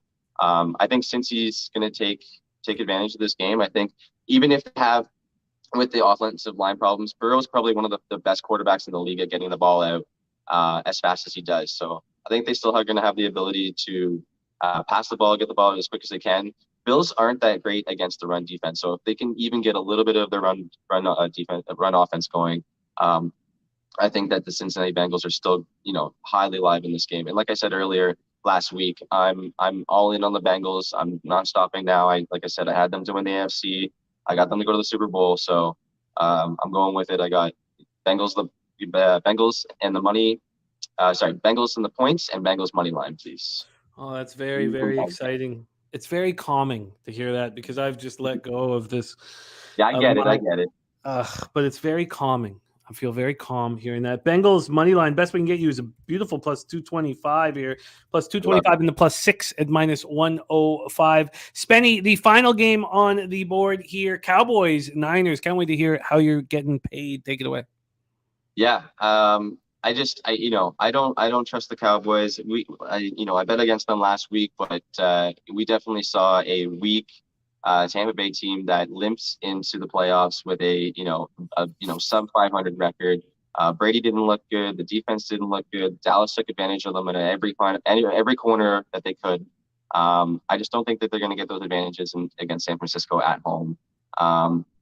I think Shanahan's proving once again he's one of the best coaches in the league, one of the best offensive minds in the league. He has this offense running at with any question. The offense almost looks better right now than it has when Jimmy was there. So Purdy's looking great. Everybody's rolling. The run offense is looking great. Dallas likes to try and run the ball. They like to be big part of their game is running the ball. I don't think they're going to be able to establish that much of a run game in this game, and then putting more pressure on Dak. And when there's more pressure on Dak, he seems to crumble, and we've seen it time and time again. I don't, if he like you said, like Bobana was saying earlier, if Dallas can prove that through this game that you can go to San Francisco and beat San Francisco, then fine, albeit, but he's going to have to show it to me first. So I'll take San Francisco with the points here. I'm definitely with San Francisco here. I love it. San Francisco 49ers -4 at minus 106. A bookmaker and BetCris have moved the Niners to minus 116, but there is a -4 at minus 102 over at 5 dimes. Anything else for you here on this one, Spenny? Yeah, not on this one. I'm just gonna a couple little things to add in at the end there. Sure, let's hear it. Yeah, so we'll do a money line parlay with we'll take a shot here. We're gonna do the Jags, Eagles, Bengals, and 49ers. We'll do all 4 games and see what we can get on. See if we can get on that. Jags, Eagles, Bengals, Niners. Jags, Eagles, Bengals, Niners is a just under 28-1 parlay plus 27.76. I'll take a shot on that. Okay, so that let me just write this down here. That is do you want to touch on it? Yeah, no, I like I said earlier, I'm already on taking the shots on them. I think that all these teams are live. I'm high as hell on Cincinnati. I still think they can get this game done in Buffalo. Jags is definitely going to be a tough one. I think that's it's definitely going to be tough going into Kansas City and taking this win. But I have hope. They're a hungry young team looking to prove something. Every young team has to go through something and go through somebody else. So I think the Jags have a really good chance today. So, Spenny, I love it. Going for a big score there with the last one. Oh yeah, one more. Yeah, I'm just gonna do a touchdown parlay between all 4 games. I got Jerick McKinnon, and then I got T. Higgins, and I got Dallas Goedert and Deebo Samuel. When I did it, it was at plus 37.23. Oh wow, that's a fun one. Plus 37.23. What a fun way of handling things. Couple lottery tickets here for our guy Spenny. He throws bombs. Mr. Bombs himself here. So we just talked about his big bets. Then he's got 49ers -4 at minus 102. Bengals money line plus 225. Bengals plus 6 at minus 105. He's got the Giants plus 8.5 at minus 108. And he has Jaguars plus 10 at minus 119. Jaguars money line plus 401. And Evan Ingram over 44.5 receiving yards minus 110. Spenny, thank you for sharing your hard work and insights with us. You've been so good all year. Big addition to our show this year, and we thank you for that. Follow our guy Spenny on Twitter at PennyG _ right? PennyG. Yeah, _8. Yep. _8. PennyG _8. Great stuff, Spenny. Thank you for sharing your hard work with us. Any last words for the Capper Sport in the show? No, I just again love all you guys out there. I hope everybody has a huge divisional weekend, and let's get some cash tonight, guys. Let's have a good one. There he is, Spenny Penny Bombs. Your final guest, Connor Mack, will be joining us here shortly. We are 11 minutes away from kickoff. Liam Gaddy liking Bengals Niners Super Bowl. Let's do a quick review of action while we're waiting for CMAC to headline this show, and we don't need to wait any longer. Look at the man. He's right there and ready to rock and roll with us. Migdam Mac Daddy come to us from Las Vegas, Nevada, headlining our show like he did last week. And Spenny, like all of these cappers, CMAC, like all of these cappers you've seen on the show, has been so good this year. Our guy, CMAC, let me just get over to his action. Here we go. CMAC, 36 and 31 plus 5.19 units on the year. CMAC, how are you, my friend? I'm good, Jay. Pump day. College basketball has been pretty good so far. I'm ready to can't wait for football, though, this weekend. Can't wait for it. These Saturdays are wild for you with your we've got him on NCAA Pub Hub and now here on NFL Pub Hub. Jacksonville Jaguars, Kansas City Chiefs, 10 minutes away, CMAC. I can't wait to hear your plans. Take it away. Let's hit the props real quick. Chiefs side, I'm on Kelsey here. I got this yesterday, over 78.5. I think he had 81 and a touchdown the first time. I don't think they can stop him. So I'm on his over 78.5, minus 110. Now flip to the Jags.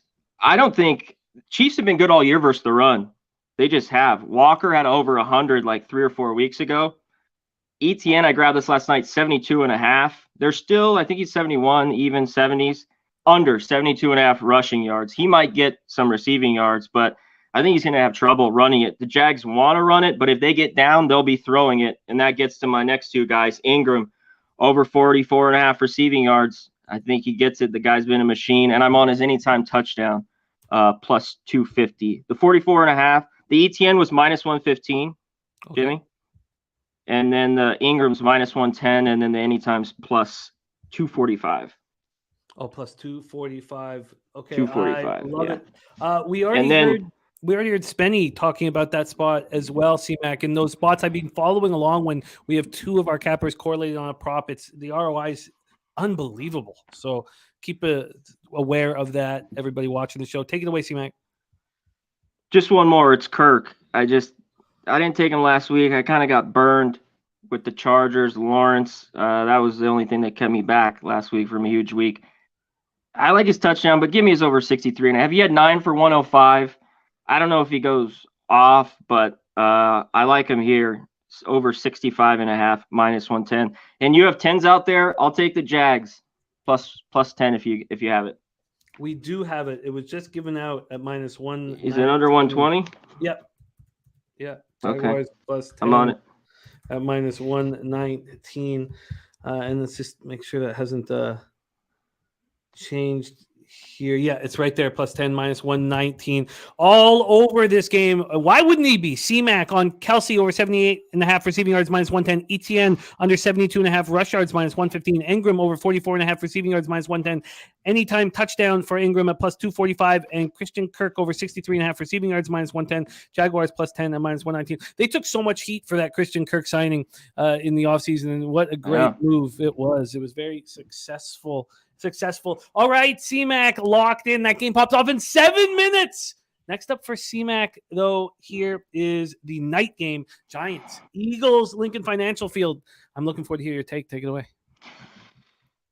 Let's get right to it. Eagles, the best first half team in all of football. I looked at the team total, but I'm taking it. If you have a 4.5 out there, I think I see it at Heritage. I'm just rolling with this team early. You know, they've been so good to me all year long, first half. I don't love full game as much, but first half, minus 4.5, I'm all over it. And props wise, Sanders has been hit and miss for me. He had a big game versus the Giants. He's rested. I'm going to stay off. Same thing with Jones and Hurts. I think both those guys could hit it or one of two. I'm going to stay off. But Goddard, I put this in over 48.5 receiving yards, and I took his touchdown plus 200. I think he gets it. I don't know if he has a Hawkinson type day, but I think he gets the middle of the field and gets that. What was the receiving yards there for Goddard? 110, 48.5. Over 48.5 at minus 110. I like it. As we had Brizzy talking about how he said that he said he was going to put, I forgot the term, but like his biggest bet of the year. He's not been more confident in a player prop than he I like it. With Goddard and the way the Giants just don't seem to be able to handle tight ends. And we saw that. This is from Brizzy. He was talking about how we saw that last week from Hawkinson. Eagles first half minus 4.5, minus 105. Goddard anytime touchdown plus 200 and over 48.5. Receiving yards minus 110. Anything else here, C-Mac? That's it. Okay, that is the Saturday action from our Connor Mack picks. Now, let's talk about the football game that C-Mac will be hosting the live stream for right here on Pub Sports Radio. AFC Divisional Playoffs, Cincinnati Bengals, Buffalo Bills. Take it away. Yeah, we'll be live for this one. I can't wait. I got to take the Bengals here, +6. What do you have in money line, Jimmy? What's the best number? Our Penny Bombs just moved on the money line, so it's fresh here. We have the Bengals money line that he just got seconds ago. He got +6 at minus 105, and the Bengals money line at +225. All right, I'm on the 6 for sure here. I want Joe Burrow. Bottom line, this team still won 10 out of its last 11. They were winning against the Bills just a minute ago. I know this is in Buffalo. The offensive line's banged up. I thought Babano mentioned it when I was listening to the early part.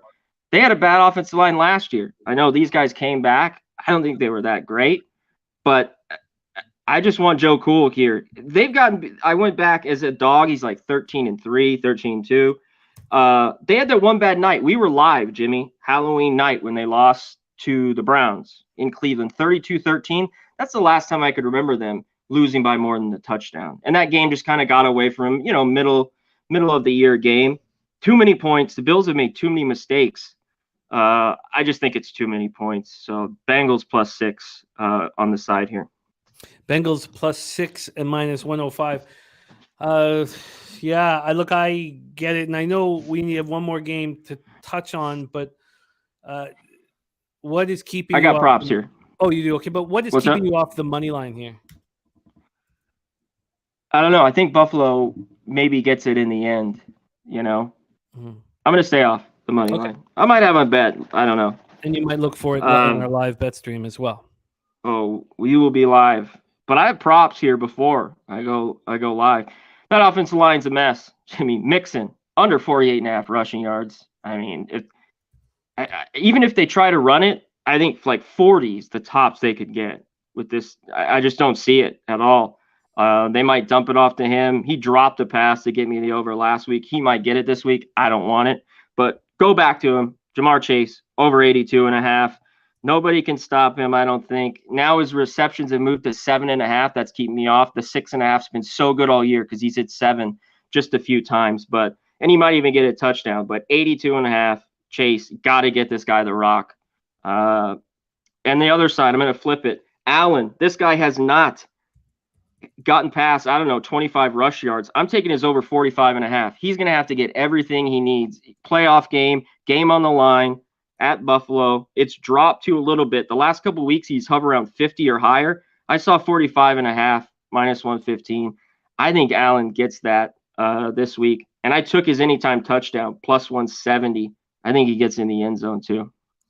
Anytime touchdown at plus 170. One thing about your Mixon under that I think will work to your advantage is something that Birdie talked about, how bad he's been pass blocking, run blocking, like everything, just blocking Mixon. And so P. Ryan's been much better. And that's going to take more snaps away from Mixon. I agree. They just haven't ran it well, the line, and they've been throwing it more anyways. It's been tough for Mixon to get rolling all year long. He's had a few good games. By the way, Buffalo Bills, I mentioned the Chiefs, 4th against the run all year. So very team, can get beaten. I think Burrow's throwing it. They're going to try to run it. I don't think it's going to work much. I love that under. I like it. So Bengals +6, minus 105. Mixon under 48.5 rush yards at minus 110. Going back to the Chase well, that's been so good for you this year. Over 82.5 receiving yards, minus 110. Josh Allen over 45.5 rush yards, minus 110. And anytime touchdown at plus 1 +70. Damon Santori says Mixon's looked slow all year, in my opinion. Yeah, except for the one game where he put up 5 touchdowns. What a messed up season he has had. Are you adding anything to that one? No, that's it. I think we're good. How exciting is the live bet stream going to be? We have CMAC hosting it, and he's got 4 pre-flop bets. I love it, CMAC. What a great show that's going to be. And it rolls right into my live bet stream. Cowboys, Niners, Levi Stadium, Santa Clara, California. This game is like, it's so exciting. Last year when they played the Rams, of course, I had the 33-1 conference bet and 66-1 Super Bowl bet. So I was a little bit more excited, but I feared the conference finals. I feared the situation because I was like, it just felt too good to be true. Like, yeah, I'm going to pick up a quick 10K off my favorite football team. I don't fear it this year. I just think that the Niners are going to keep rolling. How do you see this one banging out? How are you getting paid, Cowboys, Niners? I don't know how much they have been. I want to see Purdy, not for you, Jamie, but under some stress. But I don't know if the Cowboys can do it. I think this game could be close, maybe not. I'm tough here. I like too many props for the 49ers, and I'm just not going to make anything official. I will have plays on it. I think they get Kittle more involved, who wasn't. Ayuk, who's been great. Debo, who can run it. And Purdy, I think Birdie mentioned it, over 1.5 touchdown passes. He's been money to that. It's like -120, 125. The Dak pick, of course. I think that's money, especially after being clean last week, but that's just bet. Everyone's betting that. It's like -160. The prop I'm going to is 49ers have been sliding a little bit. We talked about the defense a little bit. They've got beat by #1 receivers. Maybe that changes here at home, but I don't want CeeDee Lamb. Here, Adams, 7 for 153, 2 touchdowns. Metcalf, 10. He had 10 catches for 136, 2 touchdowns. McLaren, 4 for 77 and a TD. Hopkins didn't play, so no Hopkins in that Cardinals game. Green still at 3 for 91. CeeDee Lamb, over 74.5 receiving yards, -110. I'm taking his anytime touchdown. He's gotten a touchdown the last few weeks. I think he gets another one, +175. You know, I mentioned it when you go through the 49ers statistics, they're phenomenal. And then you have the one, if you're trying to find one weakness, it's their secondary. They were 11th in the NFL in opponent's yards per pass attempt. And the last 3 games, they've allowed 8.2 yards per throw, which has been very weak. So yes. I can understand finding the vulnerability in the Niners and that being it. So I get that. That's what seems that stuck out to me, the big #1 receivers coming through. Because I'd like to get back on Schultz. They're kind of dangling. It's 4.5 receptions plus 110. I'm going to wait, just like I am with the 49ers, because I'm just before I make something official, because I think I'll have a prop or two. My mind wants to go crazy. I'll make a ton here.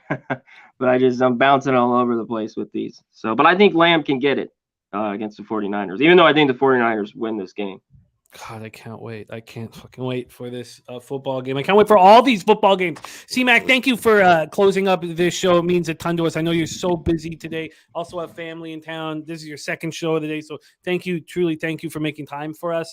CeeDee Lamb over 74.5 receiving yards at any time. Touchdown +175 for the game that C-Mac is hosting. Bengals +6. Mixon under 48.5 rush yards. Chase over 82.5 receiving yards. And Allen over 45.5 rush yards. And anytime TD at +170. Then in the night game tonight, he's got Eagles first half -4.5, -105, and Goddard +200 anytime touchdown, and over 48.5 receiving yards, -110. And then for the game that's kicking off as we speak, he's got Kelsey over 78.5 receiving yards, ETN under 72.5 rush yards, Ingram over 44.5 receiving yards, anytime touchdown for him as well at 245. Kirk over 63.5 receiving yards, Jaguars +10 at -119. Archie 20 says no live stream tonight. No, on Saturdays here at Pub, we focus on UFC, and we have a huge UFC show, UFC 283, that pops off, and we're not going to be going up against it. But tomorrow is all NFL all the time. First game hosted by C-Mac, second game hosted by myself.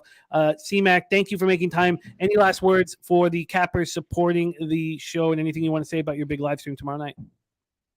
No, join us. It should be huge, the games. Thanks for having me. I know it was a little crunch on time. I had to rip through it a little fast, but get everyone before I dip. I know you'll hit them up, Jimmy. But thanks. As I say, best goddamn chat in the goddamn game. Hands down. Pub Sports Radio. We be pubbing, baby.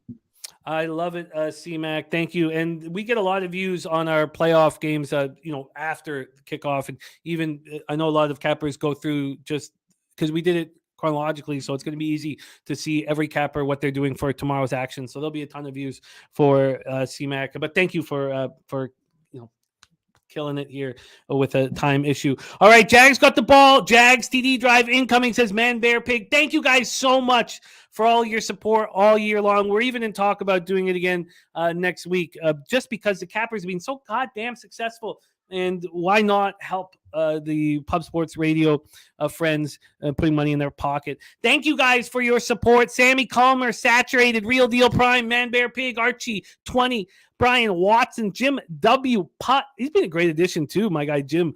Phila, Craig Wood, Rocky Menichetti, who I got to meet in person at the IFPC in Vegas. I love it. Nasty, Nate, Paco Healy, Ricardo Gutierrez, Jeff Arp, Rogue Energy, Harold Williams, G. Martinez, Liam Gaddy, Joe Chris, Terry Walker, Ken Peacock, Damon Santori. Happy birthday, Damon, to your son. Damon's son turning 2 years old today. Your boy, Loopy, Jay. Thank you guys. Thank you all. You guys are the reason why this channel works. It's because of you guys. Thank you for supporting us. Thank you to my producer, Jose Bouquet, who works tirelessly for us, thinks about us nonstop. And thank you, Jose. Thank you for all that you do here. Now let's go out there and get their fucking money. It's playoff time. Who's going to make the conference finals?